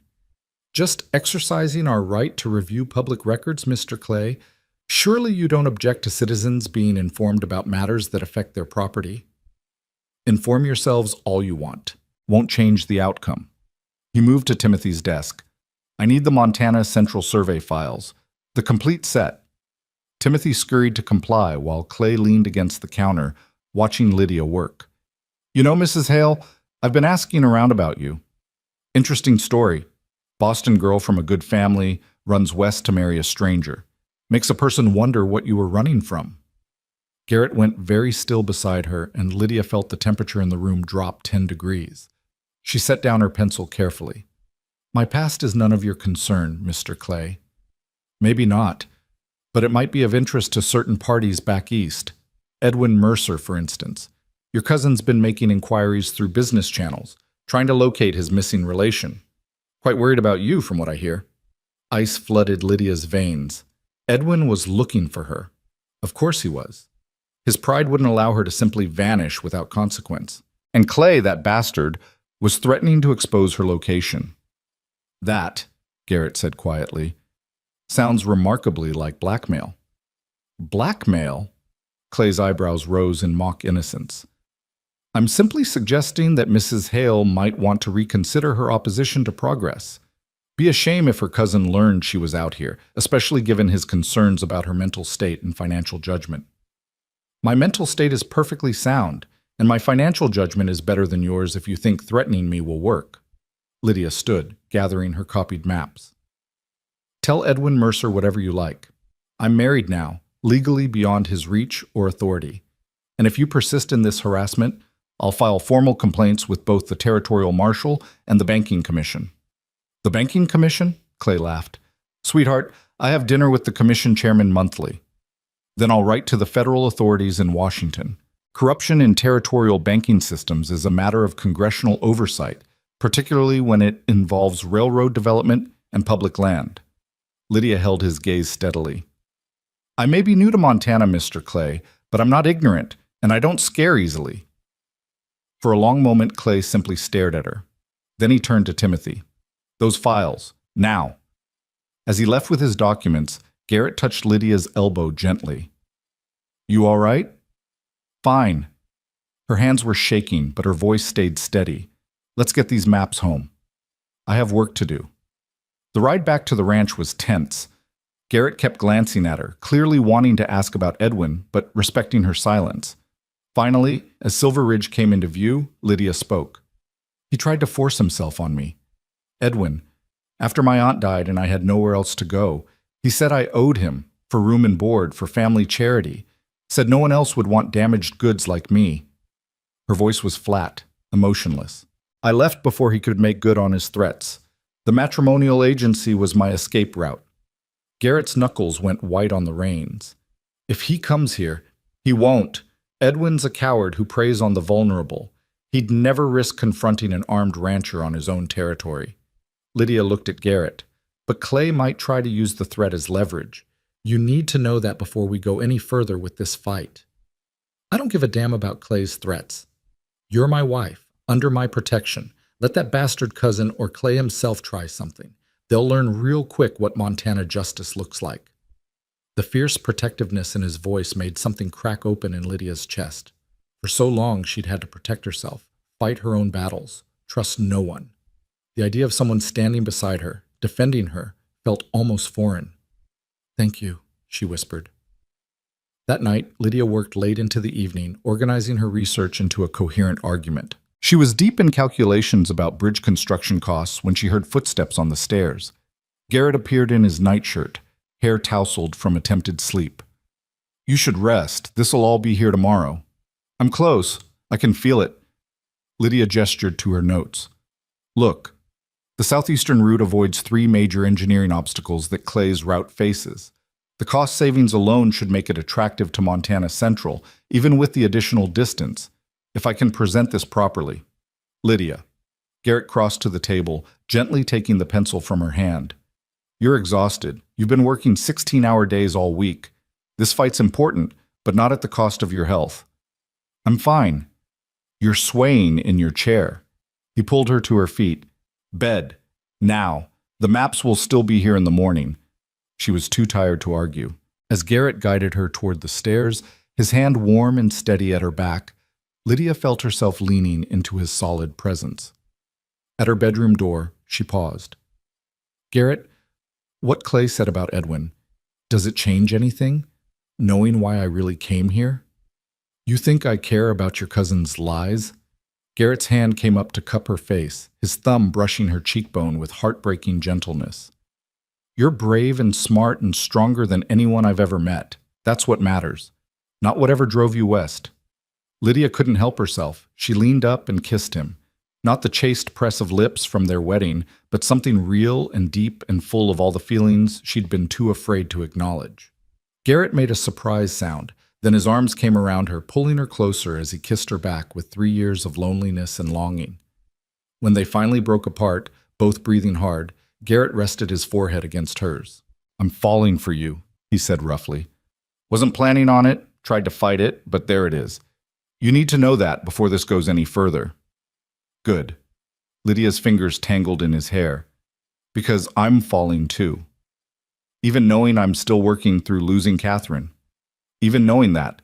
We're both works in progress, Garrett, but maybe we can be works in progress together." He kissed her again, softer this time, full of promise. Then he stepped back with visible effort. "Get some sleep. We've got a fight ahead of us. We'll win." "How are you so sure?" "Because we have to. Because this is our home, and Clay doesn't get to take it." Lydia squeezed his hand. "And because I'm not giving up the first place I've ever felt like I belonged." The next 2 weeks passed in a blur of research, writing, and revisions. Lydia compiled a comprehensive report arguing for the Southeastern Railroad route, complete with technical specifications, cost analyses, and environmental impact assessments. Garrett rode to Helena and returned with a statement from surveyor James Mitchell affirming the feasibility of the alternative route. Mrs. Fletcher recruited 3 neighboring ranchers to sign affidavits supporting the Hales petition. On December 27th, they loaded the wagon with Lydia's carefully organized presentation materials and began the 2-day journey to Helena for the territorial government hearing.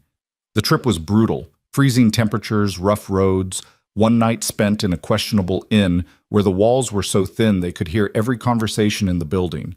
But Garrett stayed close, his presence a constant comfort, and Lydia used the travel time to rehearse her arguments.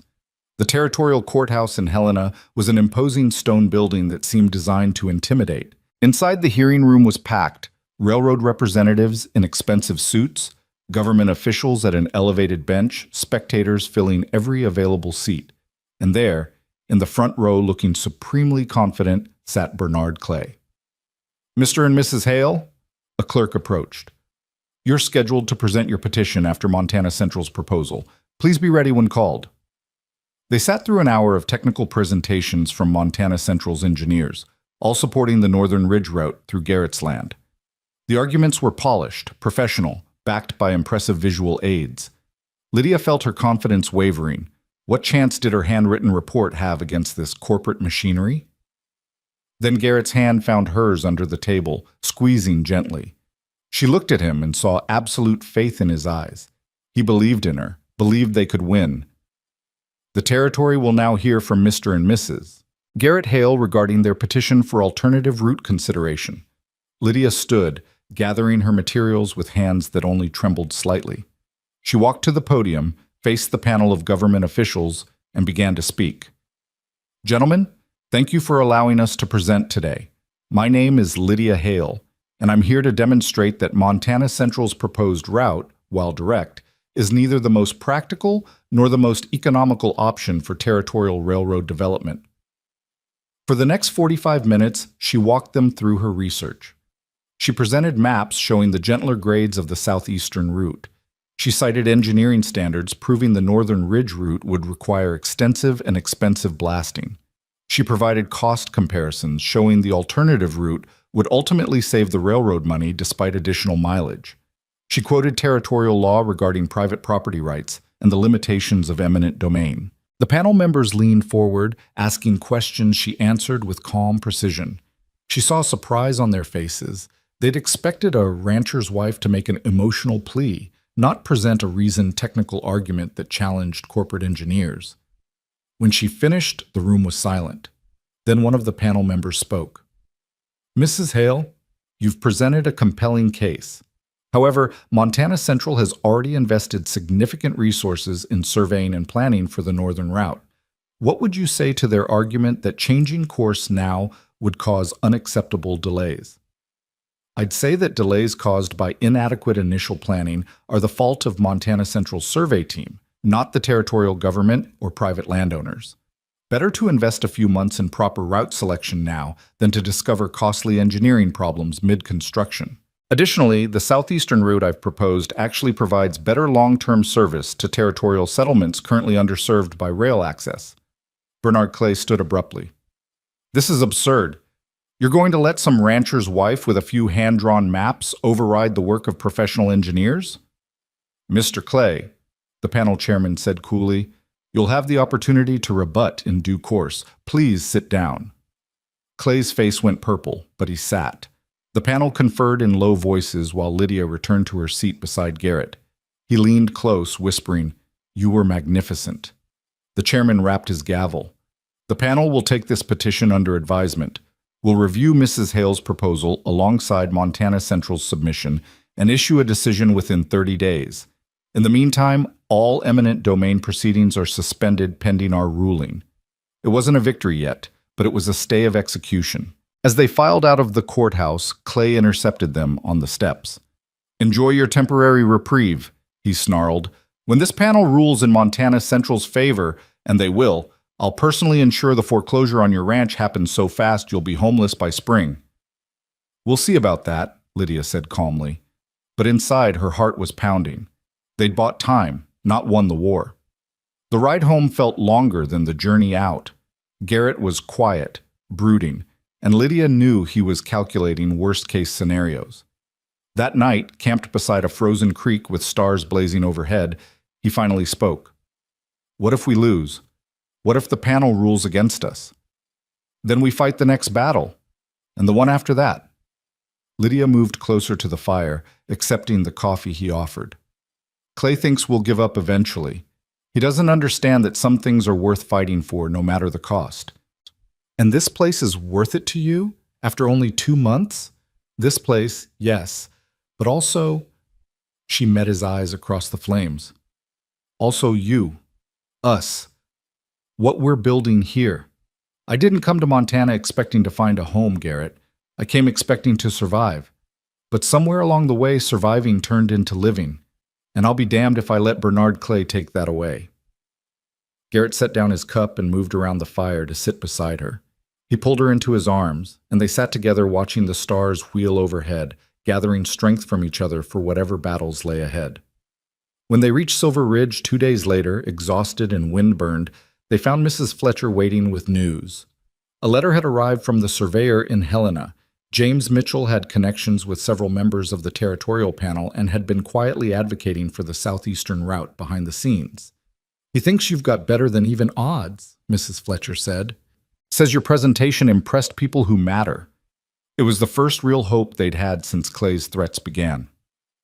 That night, Lydia slept in Garrett's arms for the first time, both of them too tired for anything beyond holding each other close. but it felt like a promise. Whatever came next, they'd face it together. The next morning, Lydia woke to find Garrett already up, standing at the window of his room where she'd fallen asleep.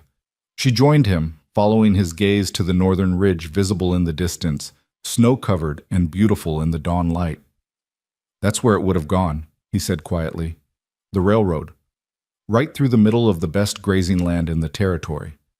Would have cut the ranch in half, made it almost impossible to manage the herd. It won't come to that. You can't know that." "No. But I can believe it." Lydia wrapped her arms around him from behind. "We've done everything we can. The rest is up to the territorial government and whatever sense of justice they possess." Garrett turned in her arms, looking down at her with an expression that made her breath catch. "I don't deserve you." "Yes, you do, and I don't deserve you. But here we are anyway." She smiled. "Guess we'll just have to make the best of it." He kissed her then, deep and thorough, and Lydia felt the last of her walls crumbling. She'd come here expecting to trade freedom for security. Instead, she'd found partnership, purpose, and something that was beginning to feel remarkably like love. The 30 days of waiting felt like 30 years.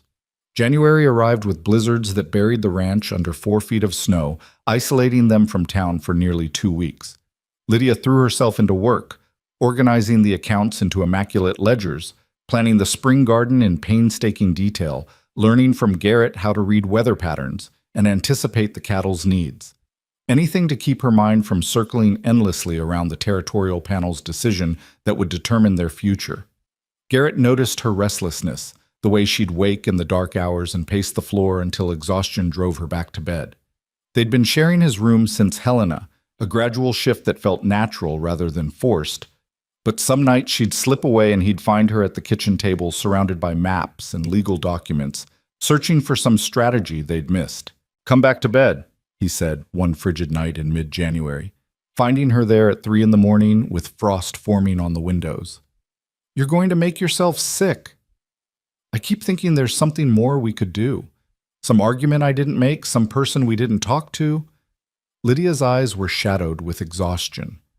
What if I wasn't persuasive enough? What if they dismissed the whole thing as the desperate scheme of... "Stop." Garrett pulled her to her feet, wrapping his arms around her. "You did everything humanly possible, more than anyone could have expected. Now we wait, and we trust that truth matters more than Bernard Clay's money." "Does it? Out here?" "It has to." He tilted her chin up. "Because if it doesn't, then everything we're building means nothing. And I refuse to believe that." She buried her face against his chest, breathing in the familiar scent of him, wood smoke and leather and the faint sweetness of hay. "I'm scared, Garrett. I finally found something worth keeping, and the thought of losing it, we won't lose. Can't afford to think that way." His arms tightened around her. "You're the strongest person I know, Lydia. Don't forget that now." The next morning brought a break in the weather, and Garrett insisted they ride out to check the herd despite the snow depth. Lydia bundled up in Catherine's old riding coat. Garrett had offered it weeks ago, and she'd accepted after only a moment's hesitation, and they set out on horseback into the white wilderness. The cattle had weathered the storms well, clustered in the sheltered ravine where Garrett had driven them before the worst of the blizzards hit. Lydia watched him move among the animals with practiced ease, checking for frostbite and injury, counting heads to ensure none had strayed.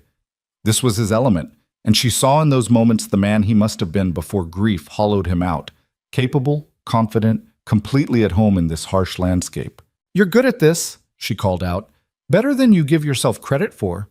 He looked up from examining a heifer's hooves, surprise crossing his face. "It's just ranch work." "It's more than that. You've built something here, Garrett, something real and lasting.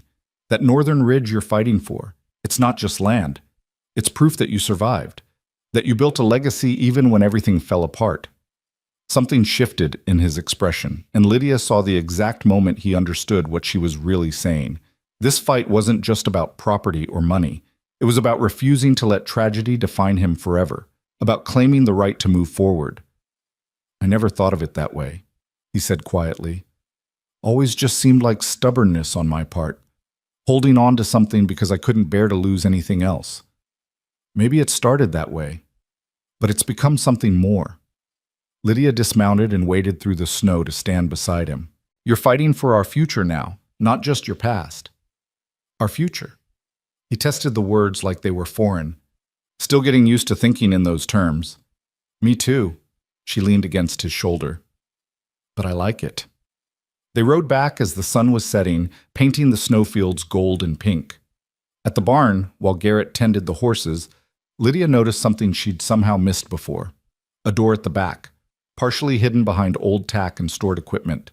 When she pulled it open, she found a workshop. Dust-covered tools hung on the walls, and a half-finished rocking chair sat in the corner, abandoned mid-construction. I didn't know you did woodworking. She ran her fingers over the smooth armrest, admiring the craftsmanship. Garrett appeared behind her, his expression going carefully blank. Used to. Haven't touched it since... He trailed off. Since Catherine? I was making that for the nursery. Never finished it after... His voice cracked. Couldn't bring myself to go back in there. Lydia studied the rocking chair, seeing the love and hope that had gone into every careful joint, every smoothed surface. It's beautiful, Garrett. You should finish it. What's the point? There's no baby to... He stopped himself, pain flickering across his face. Maybe not now, but someday there might be. The words hung between them, heavy with implication. Lydia hadn't meant to say them aloud, but now that she had, she couldn't take them back. If you wanted. If we wanted. Garrett's eyes widened. Lydia, I can't ask you to. I mean, after what happened to Catherine, the thought of putting someone I care about through that danger. You're not asking. I'm offering. She moved closer, taking his hands. I know you're scared. God knows I'm terrified too. But fear doesn't get to make all our decisions. And if we want children someday, we deserve to have that chance without Catherine's tragedy hanging over us like a curse. I couldn't survive losing you, not after... His voice broke completely. I'm in love with you, Lydia. Completely, terrifyingly in love with you. And the thought of risking your life, then we'll be careful. We'll get the best doctor money can buy when the time comes. But Garrett, life is risk. Coming here was a risk. Fighting Clay is a risk. Loving each other is the biggest risk of all. She cupped his face in her hands. But I'd rather live a full life with risk than a half-life playing it safe. He kissed her then with a desperation that stole her breath, backing her against the workshop wall as months of restrained desire finally broke free. His hands tangled in her hair, her body pressed against his, and for long moments there was nothing but heat and hunger and the overwhelming need to be closer. When they finally broke apart, both breathing hard, Garrett rested his forehead against hers. I love you. Need you to hear me say it properly. I love you too. Have for weeks. Was just too scared to admit it. Not scared anymore? Terrified. But doing it anyway. She smiled against his lips. That's how you know it's real. That night they made love properly for the first time. No barriers of grief or caution between them. Afterward, lying tangled together in Garrett's bed with moonlight streaming through the window, Lydia felt something settle deep in her chest. This was home. This man, this ranch, this hard, beautiful life they were building together. Whatever the territorial panel decided, whatever Clay tried next, she had this. They had each other. Garrett, she whispered into the darkness. The nursery. Would you show it to me? He went rigid beside her. I haven't opened that door in 3 years. I know, but maybe it's time. She rolled to face him. You can't move forward while you're keeping that room sealed like a tomb. Catherine deserves better than that. Your son deserves better. I don't know if I can. Then let me help you. For a long moment, he didn't respond. Then slowly, he nodded. Tomorrow. In the daylight. I'll need daylight. True to his word, the next morning, Garrett stood before the locked nursery door with the key in his trembling hand. Lydia stood beside him, her fingers laced through his, lending strength. Whenever you're ready, she said softly. He took a deep breath and turned the key. The lock clicked open with a sound like breaking bones. The door swung inward, revealing a room frozen in time. Pale morning light filtered through windows that faced east, illuminating a space prepared with love and hope. A crib stood against one wall, hand-carved and beautiful. Shelves held folded baby clothes, blankets, tiny shoes. A mobile of wooden stars hung over the crib, motionless now but clearly meant to dance in the breeze. And in the corner, gathering dust, was a changing table and dresser set painted soft yellow. Garrett made a sound like he'd been punched. Lydia felt tears streaming down her own face as she took in the careful preparations, the parents who'd never gotten to see their child sleep in this room. She was so excited, Garrett said hoarsely. Spent months getting everything perfect. I carved that crib myself and she sewed all the blankets. We'd come in here some evenings and just sit, talking about what he'd be like, what we'd name him, how we'd raise him. His voice broke. And then it all ended in blood and screaming and silence. Lydia pulled him into her arms, letting him shake with 3 years of pent-up anguish. I'm so sorry. I'm so sorry. They stood there for long minutes while Garrett wept for everything he'd lost. When the storm finally passed, he pulled back and wiped his eyes roughly. I keep thinking I should have done something different. Called the doctor sooner, taken her to Helena for the birth, I don't know, something. There was nothing you could have done. Sometimes terrible things just happen, and it's not anyone's fault.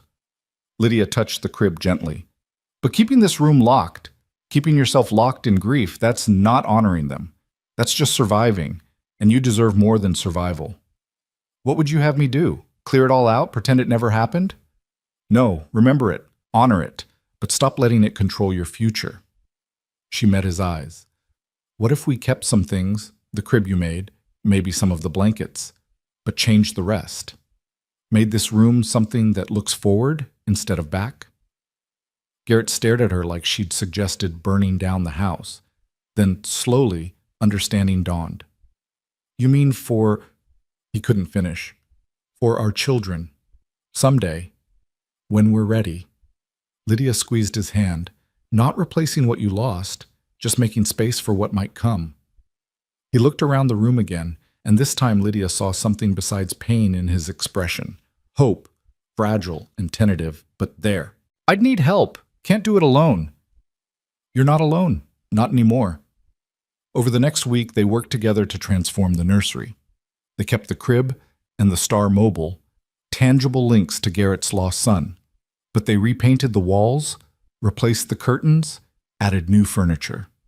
Lydia found Catherine's sewing basket and used it to make new blankets, different colors and patterns that belonged to this new chapter of their lives. Mrs. Fletcher arrived one afternoon to find them elbow-deep in paint and promptly burst into tears.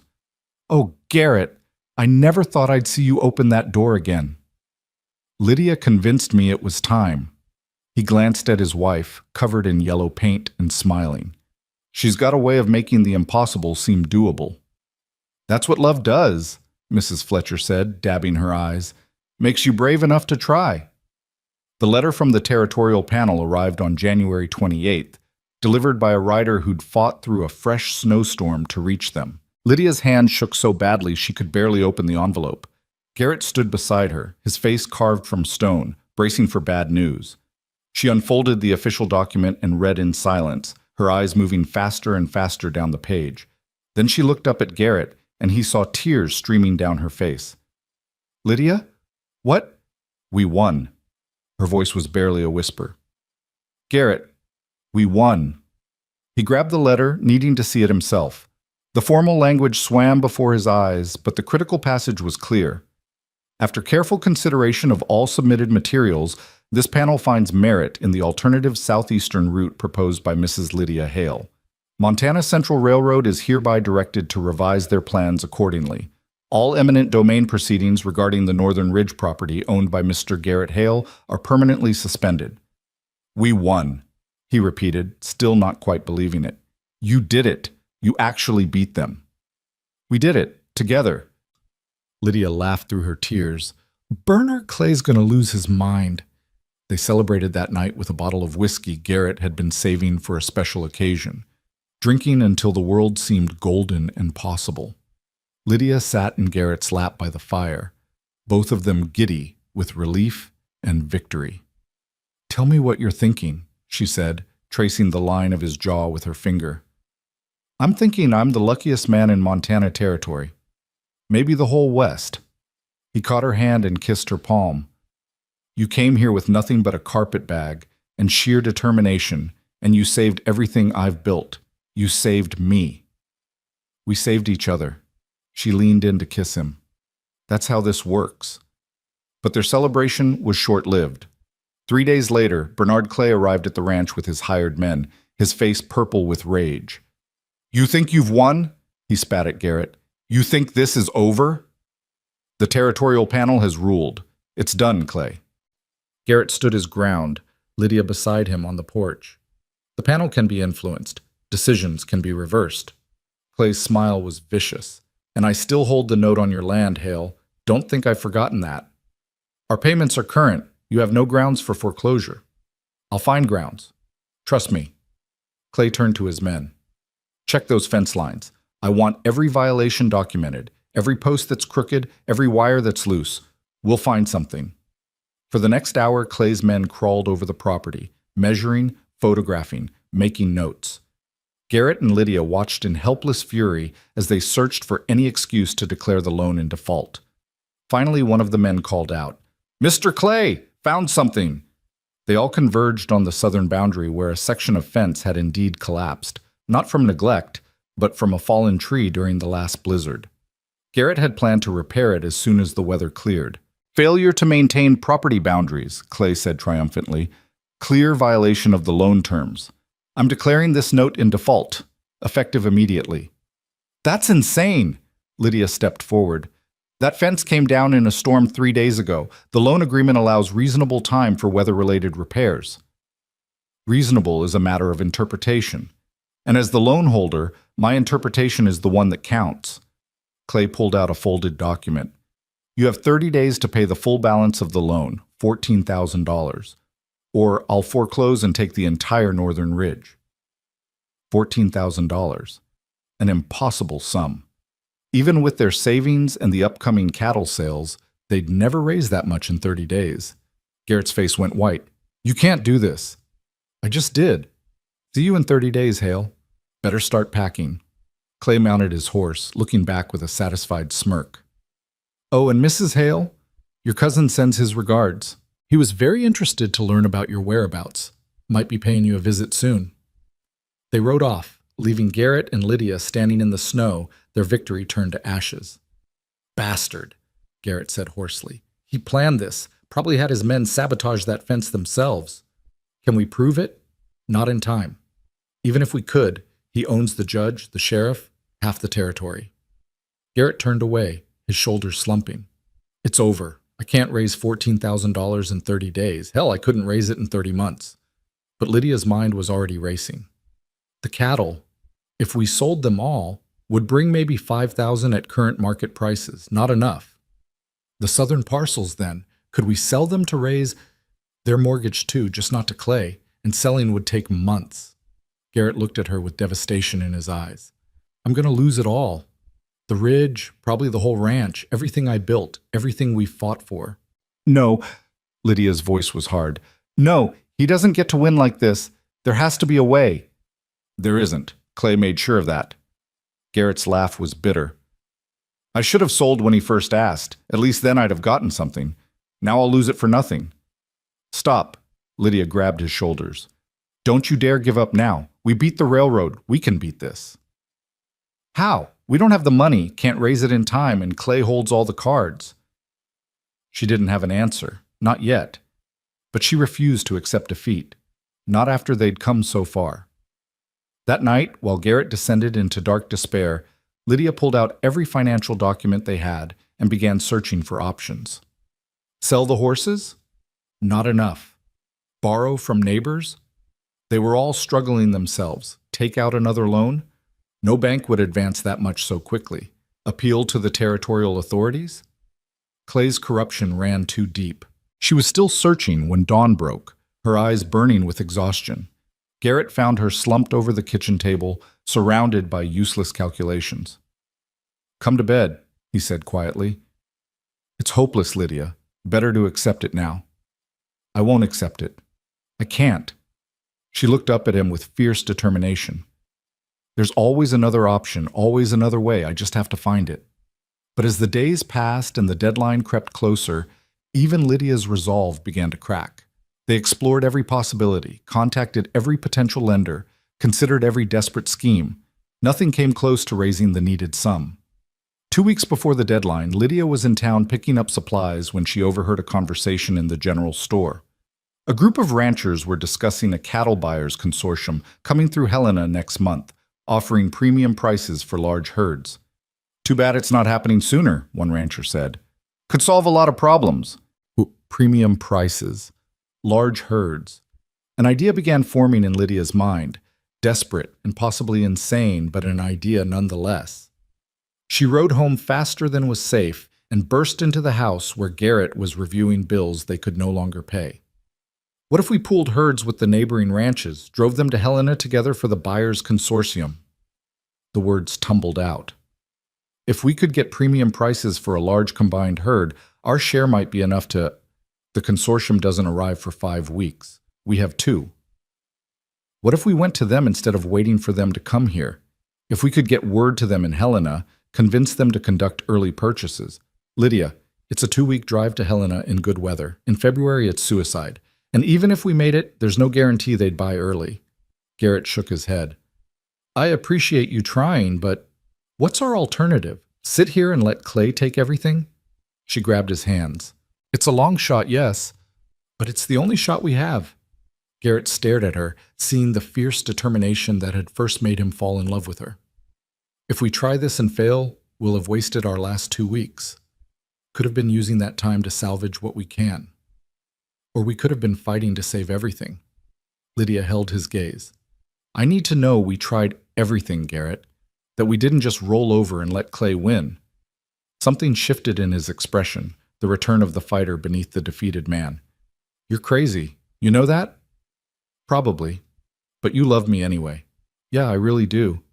He pulled her close, breathing in the scent of her hair. "All right. We'll try. God help us. We'll try." The next morning, they rode to the Patterson ranch and laid out their desperate plan. Initially, Michael Patterson thought they were insane, but when they explained about Clay's manufactured default and the buyers' consortium, his expression changed. "I've got no love for a Bernard Clay. Man tried to strong-arm me last year over water rights." Patterson considered. "I've got 30 head ready for market. If your plan works, I'd make double what I'd get locally. I'm in." Over the next 3 days, they recruited 4 more ranchers, pooling together nearly 200 head of cattle. Garrett sent a telegram to the buyers' consortium in Helena, proposing early purchase at a small discount in exchange for immediate sale. They received a terse reply. "Arrive by February 20th. We'll consider." February 20th was 13 days away. They had just enough time if everything went perfectly, which Lydia knew from bitter experience it wouldn't. The drive began on a bitter cold morning with 6 ranchers, 200 cattle, and prayers that the weather would hold. Lydia insisted on going despite Garrett's protests. "You've never done a cattle drive. It's dangerous, exhausting." "I'm going. This is our fight, and I'll see it through." She was already mounted, dressed in men's clothes borrowed from Garrett because her skirts would be suicide on horseback.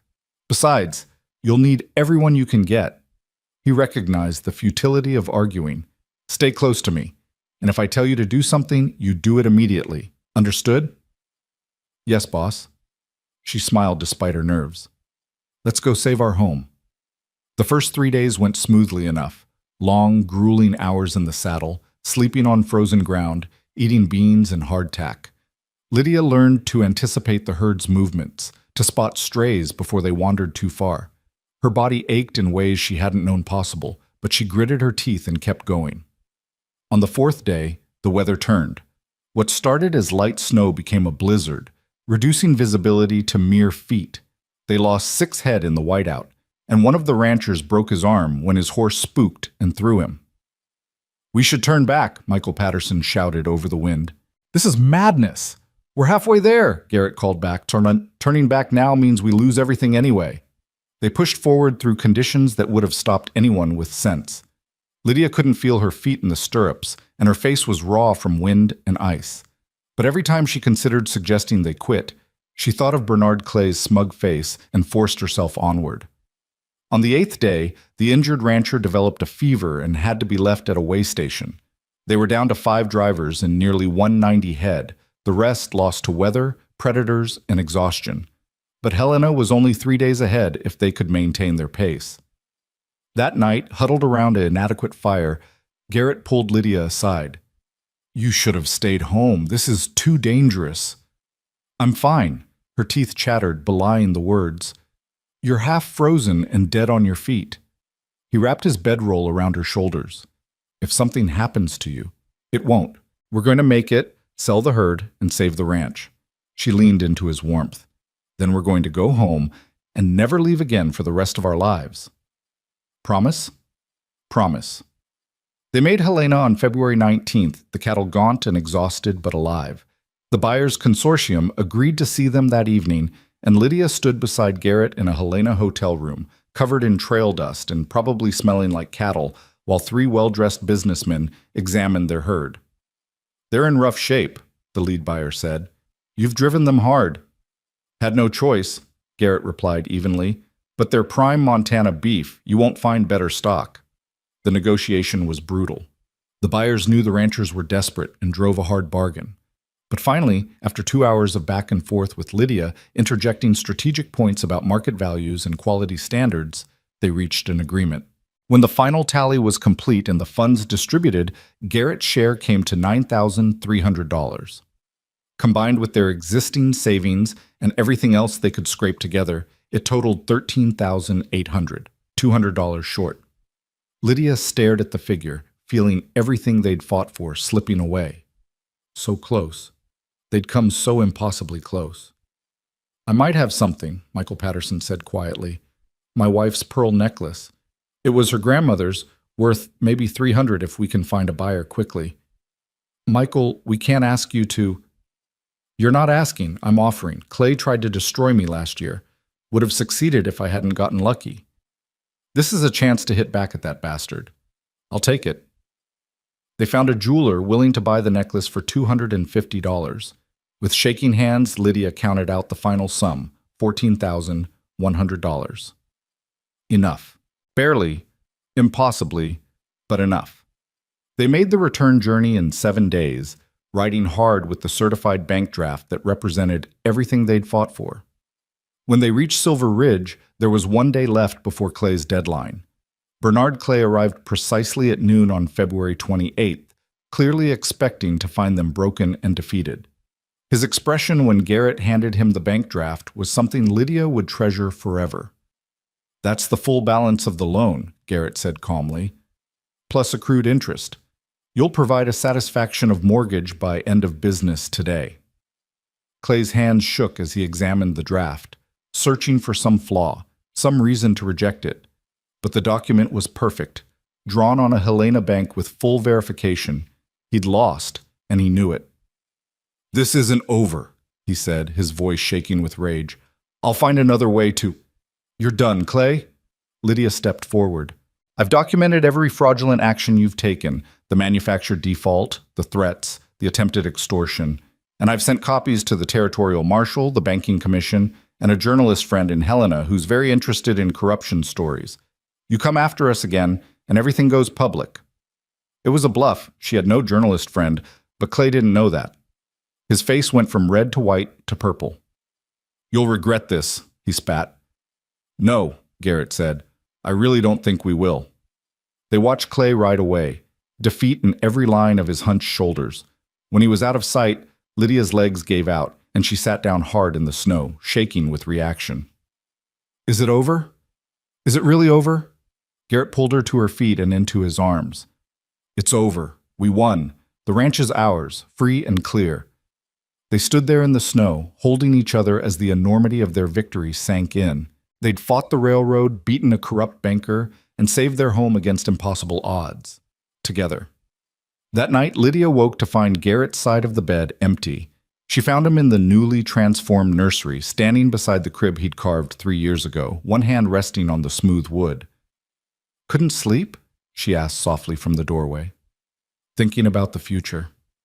About what we might fill this room with someday." He looked at her, and his smile was genuine and unforced. "Think you'd want that? Children running around this ranch, driving us crazy?" "I think I'd want that very much." She moved to stand beside him. Not right away. I need to recover from that cattle drive first, but someday, when we're ready, we'll get the best doctor. Take every precaution. His voice was fierce. I won't lose you the way I lost Catherine. You won't lose me. Lydia took his hand and placed it over her heart. I'm too stubborn to go anywhere. He laughed, the sound surprising them both. When was the last time genuine laughter had filled this house? But here they were, laughing together in a room that had once held only grief, planning a future neither had dared to imagine 6 months ago. The snow had stopped falling outside, and through the window Lydia could see stars blazing in the clear Montana sky. Tomorrow they'd start planning the spring planting. They'd repair the storm damage, expand the herd, maybe even add on to the house. They had time now. Time and peace and each other. I love you, Garrett whispered against her hair. More than I thought possible to love anything after Catherine. You brought me back to life, Lydia. We brought each other back. She turned in his arms. That's how love works. It saves us from ourselves. They returned to bed together, wrapped in each other and the promise of all the tomorrows they'd fought so hard to claim. Outside, the ranch slept under its blanket of snow, safe and theirs. Home. Spring came to Silver Ridge Ranch like a promise kept. The snow melted in earnest by late March, revealing the winter-battered land beneath. Lydia stood in the kitchen garden plot on the first truly warm morning of April, her hands deep in newly thawed earth, and felt something she'd never quite experienced before. Belonging so complete it was almost painful. You planning to plant or just stand there communing with the dirt? Garrett called from the barn door, amusement coloring his voice in a way that still surprised her after months of marriage. The man who'd greeted her with stern silence last November now teased her regularly, smiled often, and laughed like he was making up for 3 years of holding it in. Both, she called back. This soil is magnificent, Garrett. Catherine knew what she was doing when she built these beds. She saw him flinch slightly at his first wife's name. He still did sometimes. But the pain was gentler now, more memory than open wound. She'd be glad to see it used again. Always hated waste. Lydia had learned not to avoid mentioning Catherine. Pretending she'd never existed felt like a different kind of betrayal, and Garrett needed to know his past and present could coexist. Some nights he still talked about her, sharing memories Lydia received like gifts, not threats, just pieces of the man he'd been before grief tried to destroy him. Mrs. Fletcher arrived mid-morning with her usual basket of town gossip and fresh bread. You'll never guess what's happened, she said breathlessly, settling at the kitchen table while Lydia poured coffee. Bernard Clay's been arrested. Lydia's cup stopped halfway to her mouth. What? Fraud, embezzlement, about 6 other charges I can't remember. Turns out that journalist you mentioned to him started investigating, and Clay's entire operation was crooked from foundation to roof. Rocky Mountain Bank's being seized by federal authorities, and Clay's looking at prison time. Mrs. Fletcher's smile was satisfied. Couldn't have happened to a nicer fellow. I never actually contacted any journalist, Lydia admitted. It was a bluff. Well, someone did. Maybe one of the other ranchers he'd squeezed over the years. Either way, he won't be bothering anyone from behind bars.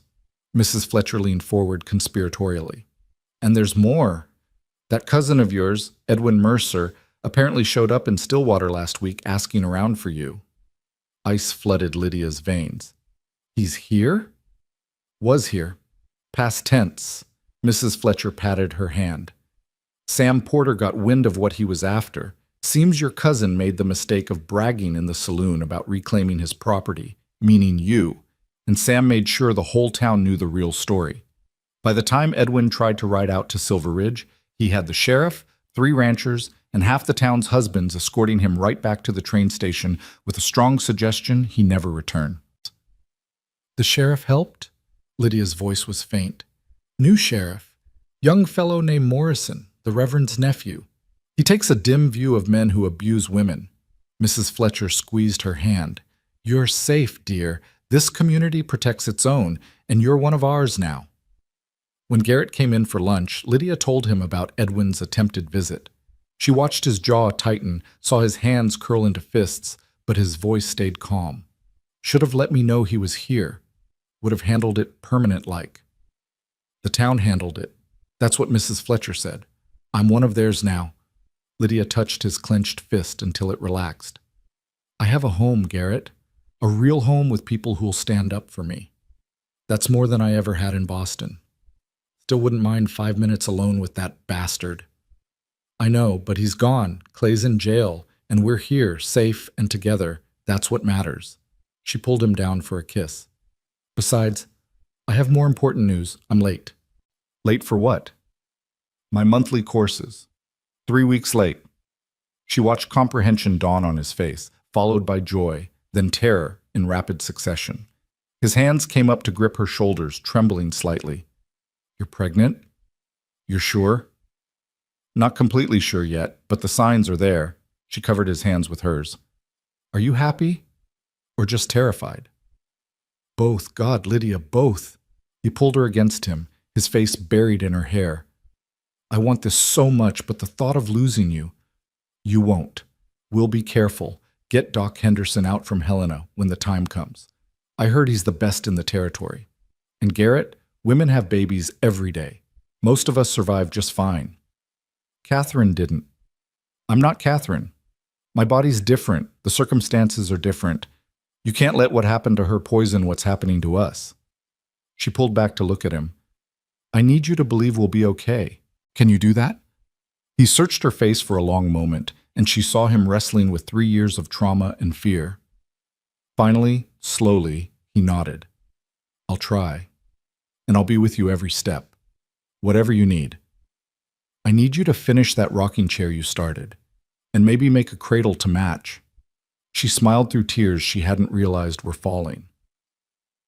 Our baby deserves furniture made by their father's hands. That afternoon, for the first time since Catherine's death, Garrett went into his workshop and picked up his tools. Lydia heard the rasp of sandpaper, the careful tap of hammer on chisel, and knew he was carving their future into wood grain and joinery. Doc Henderson confirmed the pregnancy 2 weeks later during a visit to the ranch. He examined Lydia thoroughly, asked detailed questions about her health, and pronounced her strong and likely to have an uncomplicated delivery. Your wife's built for this, Mr. Hale, he said, snapping his medical bag closed. Good hips, healthy constitution, no complications I can detect. Barring unforeseen circumstances, I see no reason this shouldn't go smoothly. And if there are complications, Garrett's voice was tight, then I'll be here to handle them. I've delivered over 200 babies, Mr. Hale, and I've only lost 3 mothers. Those were extreme cases, bleeding disorders, breech presentations that couldn't be corrected. Your wife shows no signs of such issues. Henderson fixed Garrett with a stern look. I know what happened to your first wife. I reviewed the case notes, but every pregnancy is different, and living in fear helps no one, especially not your wife, who needs you calm and supportive, not terrified. After Henderson left, Garrett found Lydia in the garden, transplanting the tomato seedlings she'd started indoors. He knelt beside her in the dirt, not caring about his clean pants, and took her soil-stained hands in his. I'm going to trust this, he said. Trust you, trust Doc Henderson, trust that life can be good again without waiting for the other shoe to drop. It won't be easy, and I'll probably drive you crazy with worry, but I'm going to try. That's all I ask. She kissed him softly. We're going to be fine, Garrett. All 3 of us. Summer transformed the ranch. The garden exploded with life under Lydia's careful tending. Tomatoes climbing their stakes, beans winding around poles, lettuce and radishes in neat rows. She spent hours out there in the early morning cool before the heat became oppressive, weeding and watering and planning next year's expansions. Her pregnancy advanced without complications. By June, her belly was visibly rounded, and she had to let out her dresses. Mrs. Fletcher taught her to sew baby clothes, and soon the newly finished nursery was stocked with tiny gowns and blankets. Garrett finished the rocking chair and built a cradle that was a work of art, smooth as silk, with carved stars to match the mobile he'd made years before. One evening in July, they sat on the porch watching the sunset over the mountains, Lydia in the new rocking chair with Garrett's hand resting on her belly. The baby kicked, and Garrett's eyes went wide with wonder. That's strong! He's going to be a fighter. She, Lydia corrected. I think it's a girl. Either way. He leaned down and spoke to her belly. You hear that in there? You've got parents who want you more than anything. Don't keep us waiting too long, all right? The baby kicked again, as if in response, and they both laughed. These were the moments Lydia treasured, simple and domestic, so far from the desperate circumstances that had brought her here. She'd come to Montana expecting survival. Instead, she'd found joy. Garrett, can I ask you something? Anything. Do you ever regret it? Putting that advertisement in the matrimonial papers? Taking a chance on a stranger? He was quiet for a moment, considering. Not for 1 second. You saved my life, Lydia. Saved this ranch. Saved me from turning into one of those bitter old men who drink themselves to death out of sheer loneliness. You're the best thing that ever happened to me. Even better than Catherine? She'd never asked before, had been too afraid of the answer, but pregnancy had made her bold and she needed to know. Different than Catherine, he said carefully. Catherine was my first love, the girl I grew up with. What we had was sweet and easy, but you... He turned her face toward his. You're my second chance, my partner in every sense. You fight beside me, challenge me, make me better. What we have is hard-won and all the stronger for it. So no, not better, just different. And exactly what I needed. Lydia kissed him as the sun painted the sky gold and crimson, the baby moving between them, and felt her heart so full she thought it might burst. This was home. This was family. This was everything she'd never dared to dream she could have. August brought the harvest. Despite her growing belly, Lydia insisted on helping bring in the garden's bounty. They canned tomatoes and pickled cucumbers, dried beans and stored potatoes, laid up supplies for the winter months. The root cellar filled with proof of her labor, and Garrett teased that they'd have enough food to survive 3 winters instead of 1. I like being prepared, she said, wiping sweat from her forehead. After growing up dependent on others' charity, knowing we have abundance feels like security. We do have abundance. He wrapped his arms around her from behind, his hands cradling their child. More than I ever thought possible. The Patterson family came for dinner one Sunday in late August, bringing their 3 children and news that they were expanding their own herd with profits from the Helena sale. Michael Patterson raised his glass in a toast. To the Hales, who taught us all that fighting back against bullies actually works sometimes. And to Lydia, the smartest damn woman in Montana territory. Hear, hear, the others echoed, and Lydia blushed with pleasure. After dinner, while the men talked cattle prices and the children played in the yard, Mrs. Patterson pulled Lydia aside. I wanted to thank you properly, she said. Michael told me what you risked to make that drive happen. You could have lost everything, including the baby you were probably already carrying. That took courage. Or desperation, Lydia said wryly. I'm not sure there's much difference sometimes. There is, though. Desperation is panicked and sloppy. You were strategic and brave. There's a difference. Mrs. Patterson smiled. You're going to be a wonderful mother. That baby's lucky to have you. The words stayed with Lydia as her pregnancy advanced into its final months. She felt ungainly and enormous, her back aching constantly, her ankles swelling in the September heat. But every discomfort was worth it when the baby moved, or when Garrett pressed his ear to her belly trying to hear a heartbeat, or when she folded another tiny gown and imagined the child who would wear it. October arrived with the first frost. Lydia was helping Garrett repair a section of barn roof, just holding tools, not climbing, despite her protests, when the first real contraction hit. She gasped and grabbed the workbench, and Garrett was at her side instantly. Was that? I think so. She breathed through it, the way Doc Henderson had taught her. But it's early. I'm not due for another month. Babies don't care about due dates. I'm getting Henderson. Garrett, it's probably false labor. First babies always... Another contraction, stronger this time, cut off her words. All right, maybe get Henderson. Garrett rode for Stillwater at a pace that would have worried Lydia if she wasn't too busy dealing with increasingly intense contractions. Mrs. Fletcher arrived first, summoned by a ranch hand Garrett had sent ahead, and took charge with brisk efficiency. Let's get you upstairs, dear. Into bed, where you'll be comfortable. She helped Lydia climb the stairs, chattering reassuringly about her own 4 births. Early isn't necessarily bad.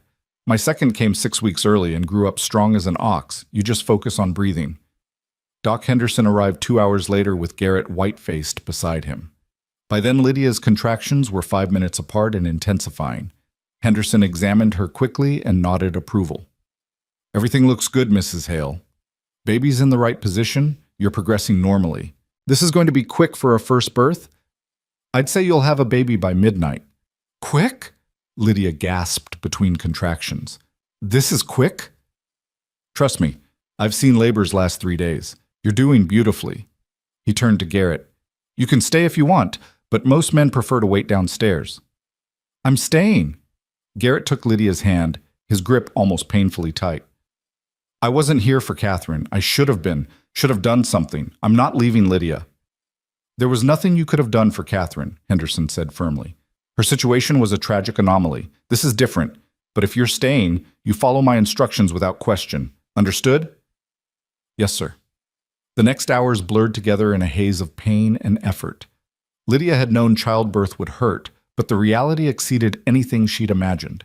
She gripped Garrett's hand and Mrs. Fletcher's, breathing through contractions that felt like they might split her in half, while Henderson offered calm instructions and encouragement. You're doing wonderfully. Almost there now. On the next contraction, I need you to push. Lydia pushed with everything she had, screaming with the effort.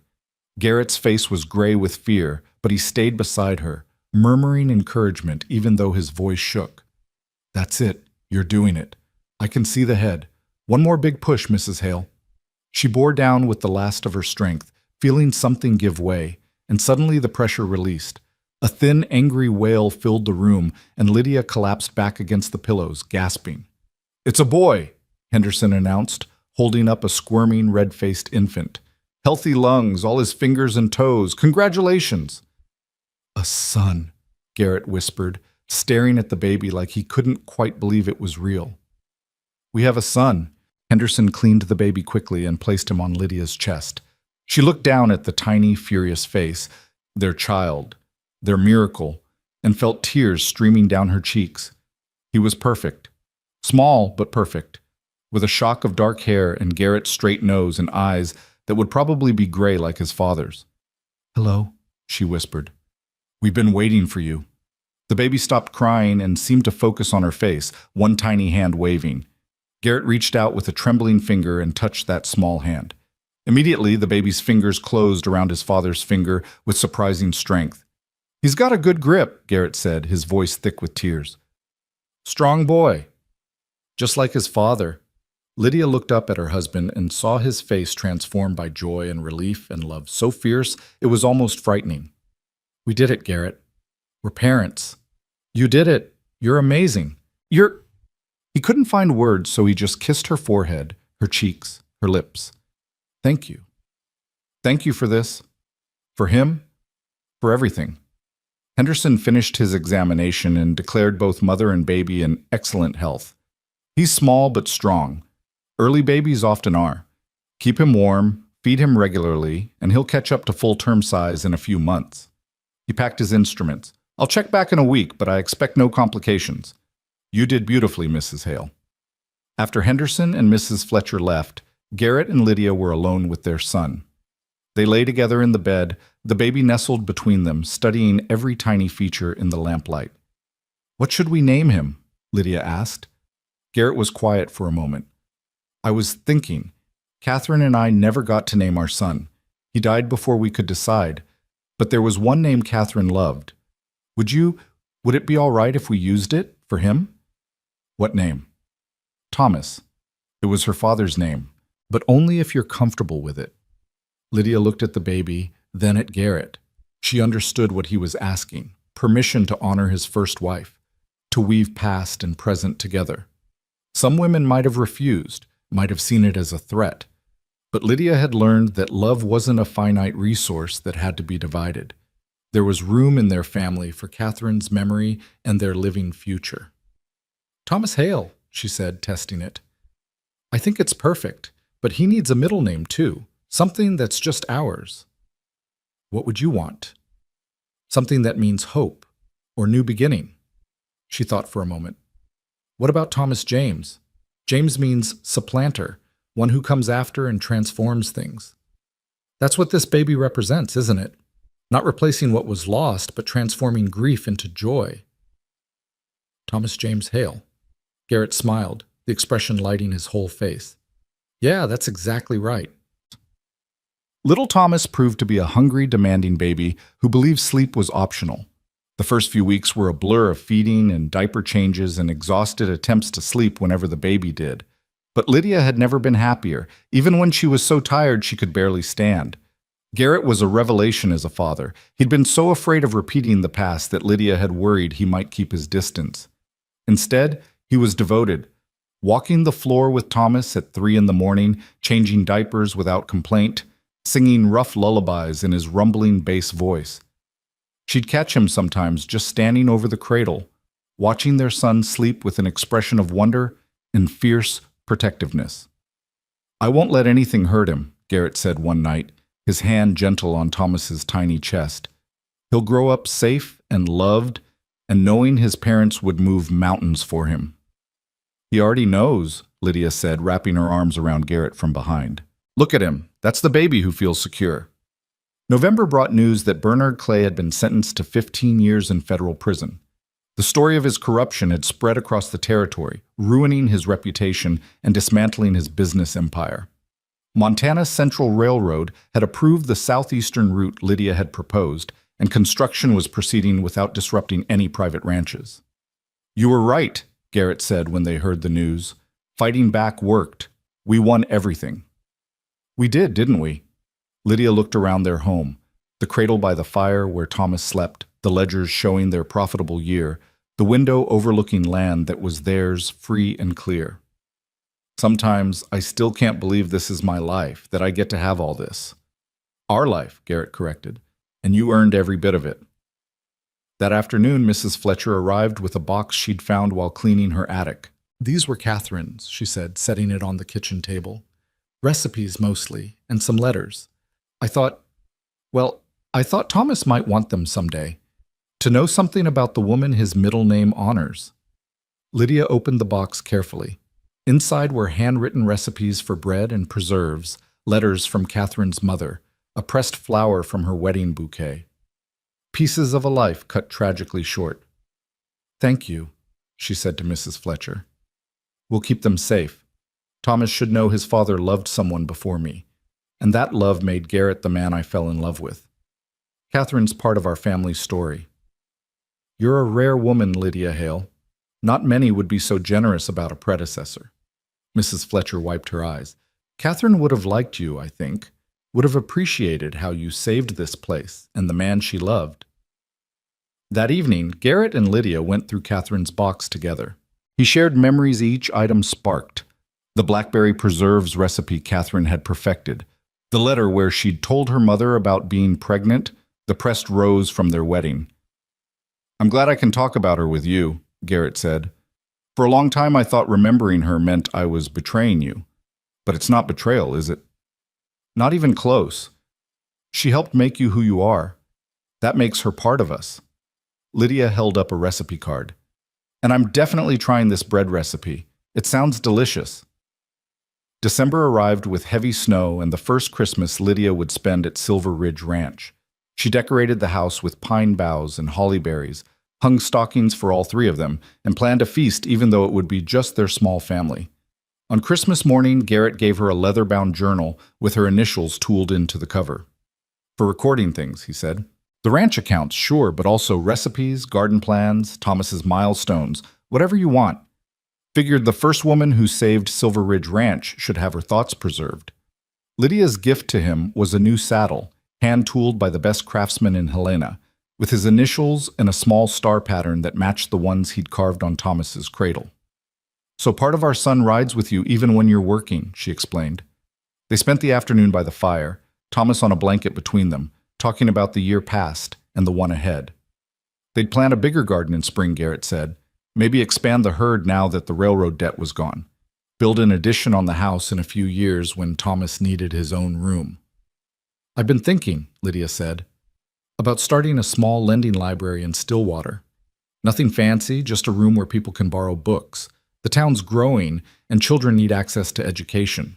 Say, you want to start a library? Garrett's eyebrows rose.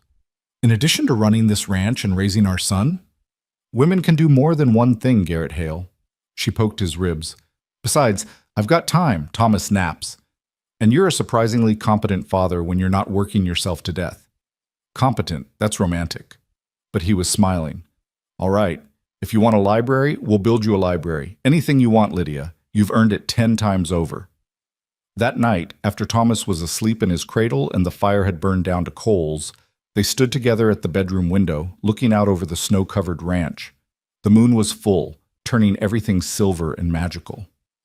A year ago, Garrett said quietly, I was alone in this house, half dead inside, just going through motions. Then you stepped off that stagecoach looking terrified and determined, and everything changed. You brought light back into places I thought would be dark forever. You saved me too, Lydia reminded him.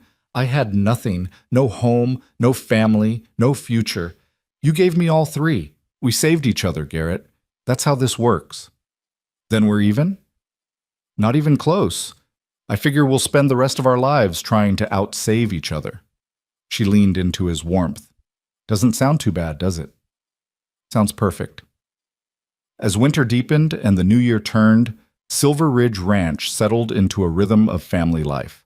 Thomas grew from a tiny newborn into a chunky, smiling baby who delighted in grabbing anything within reach. The ranch prospered.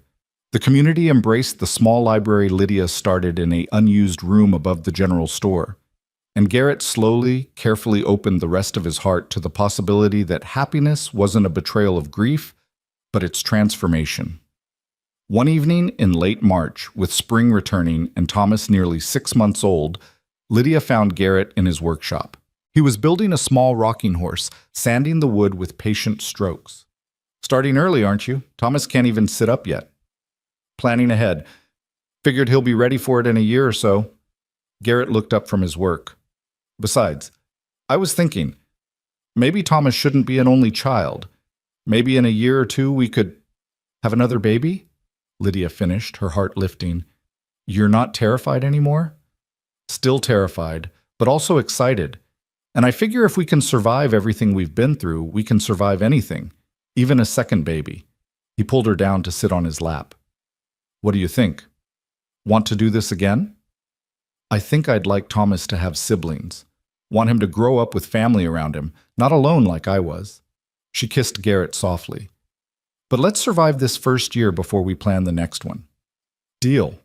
Summer returned, and with it the first anniversary of Lydia's arrival at Silver Ridge Ranch. Garrett surprised her by declaring it a holiday. No ranch work, just family time. They packed a picnic and rode out to the northern ridge that they'd fought so hard to keep, Thomas secured in a sling against Garrett's chest. From the ridgetop they could see for miles, the ranch buildings nestled in the valley, the creek glinting silver in the sun, the mountains rising purple in the distance. Their land, their home, hard-won and cherished. This is what we were fighting for, Garrett said, gesturing at the vista. All of this. The land, sure, but more, the right to build something lasting, to have a future instead of just a past. And we did it.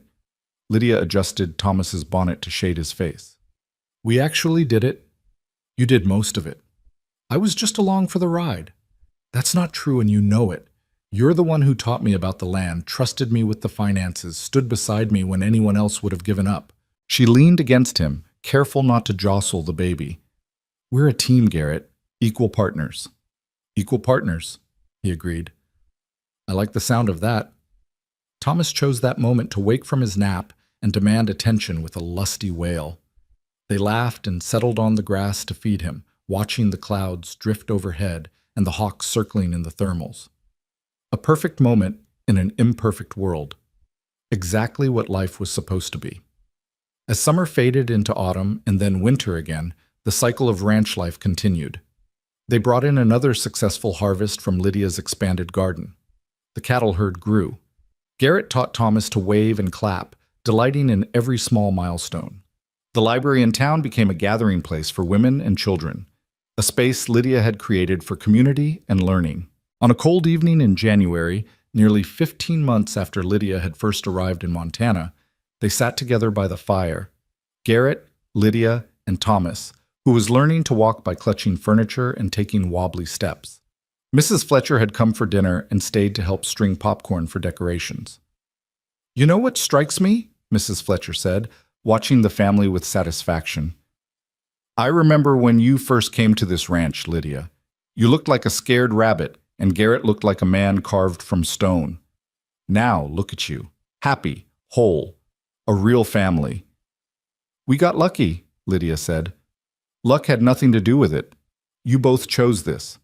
Chose to fight for it, chose to trust each other, chose to build something new instead of staying trapped in the past. Mrs. Fletcher tied off her popcorn string. That's not luck. That's courage. After she left, Garrett pulled Lydia close on the settee while Thomas played with wooden blocks on the floor. She's right, you know, about the courage part. You were brave enough to risk everything on a stranger. I was barely brave enough to let you try. He kissed the top of her head. Best risk I ever took. Best risk we ever took, Lydia corrected. This whole thing only worked because we both kept choosing it. Every day, even when it was hard. Especially when it was hard. Thomas abandoned his blocks and toddled over, pulling himself up on Garrett's knee with determined persistence. Garrett lifted him onto his lap, and the baby immediately grabbed for his father's beard, giggling when Garrett pretended to bite his tiny fingers. Lydia watched them together, her husband and her son, dark heads bent close, laughing at some shared joke she wasn't part of, and felt her heart so full she thought it might overflow. This was everything. This moment, this family, this hard-won home. She'd come to Montana expecting nothing more than survival, and instead she'd found a life worth living. What are you thinking? Garrett asked, catching her expression. That I never want to forget this, any of this. She gestured at the cozy room, the baby, the man she loved. 2 years ago, I was trapped in Boston with a cousin who saw me as property. 1 year ago, I was terrified on a stagecoach, heading toward a stranger who might be cruel. And now I'm here, with you, with Thomas, with a home that's truly mine. It feels like a miracle. Not a miracle, just life finally getting something right. Garrett shifted Thomas to one arm and pulled Lydia close with the other. And it's not over yet. We've got years ahead of us, raising this boy, maybe his siblings, watching the ranch grow, getting old together. All of it. Promise? Promise. You're stuck with me, Lydia Hale. For better or worse, richer or poor, all of it, until we're old and gray and complaining about our joints. I can live with that. She kissed him while Thomas patted both their faces with sticky hands. I can definitely live with that. Outside, snow began falling again, soft and steady, covering the ranch in fresh white. Inside, the fire crackled, and the lamplight glowed warm, and a family that shouldn't have existed found peace in the simple act of being together. Garrett looked at Lydia, his mail-order bride who'd become his partner, his love, his equal in all things, and saw his future written in her smile. Not a replacement for what he'd lost, but something entirely new, something earned through struggle and choice, and the daily decision to keep choosing each other. She'd arrived thinking he'd be cruel, expecting demands and coldness. He told her he didn't need a servant, he needed someone to stay. And she had stayed. Through fights with corrupt bankers and desperate cattle drives and the terrifying joy of bringing new life into the world, she had stayed. More than that, she'd saved him. From loneliness, from grief, from a half-life lived in the shadow of tragedy. She'd brought light back to Silver Ridge Ranch, and in doing so, she'd brought him back to life. I love you, he said, the words coming easier now after months of practice. Don't think I say it enough, but I do, more than I thought possible. I know.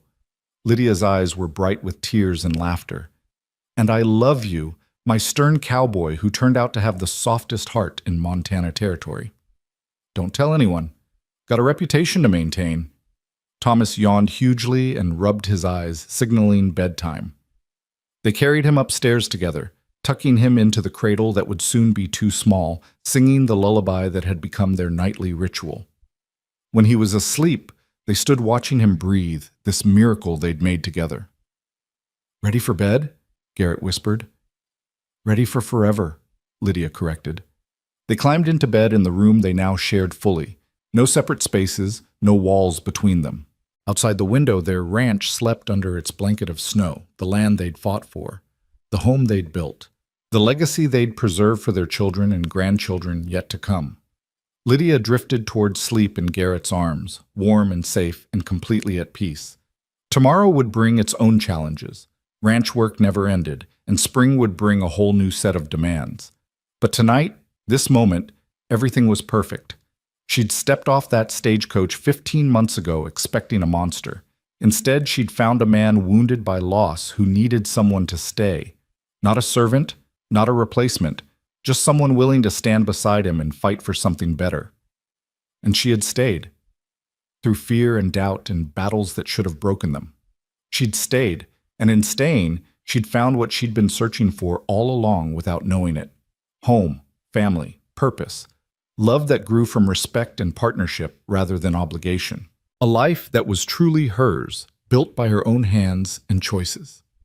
Silver Ridge Ranch wasn't just Garrett's legacy anymore.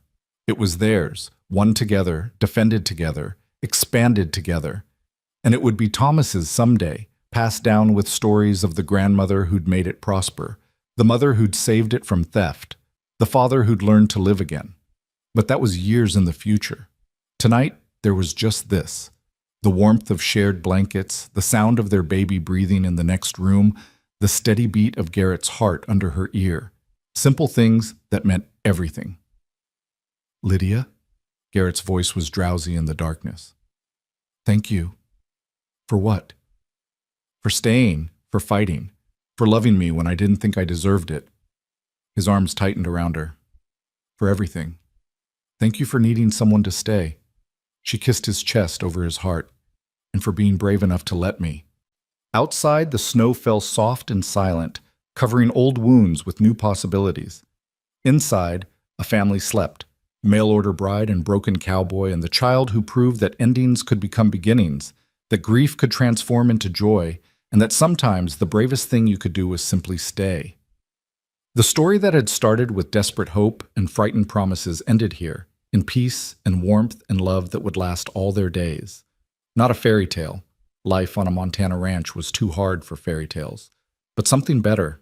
Something real and earned and absolutely worth every struggle it had taken to claim it. This was home. This was family. This was forever. And it was enough. More than enough. It was everything.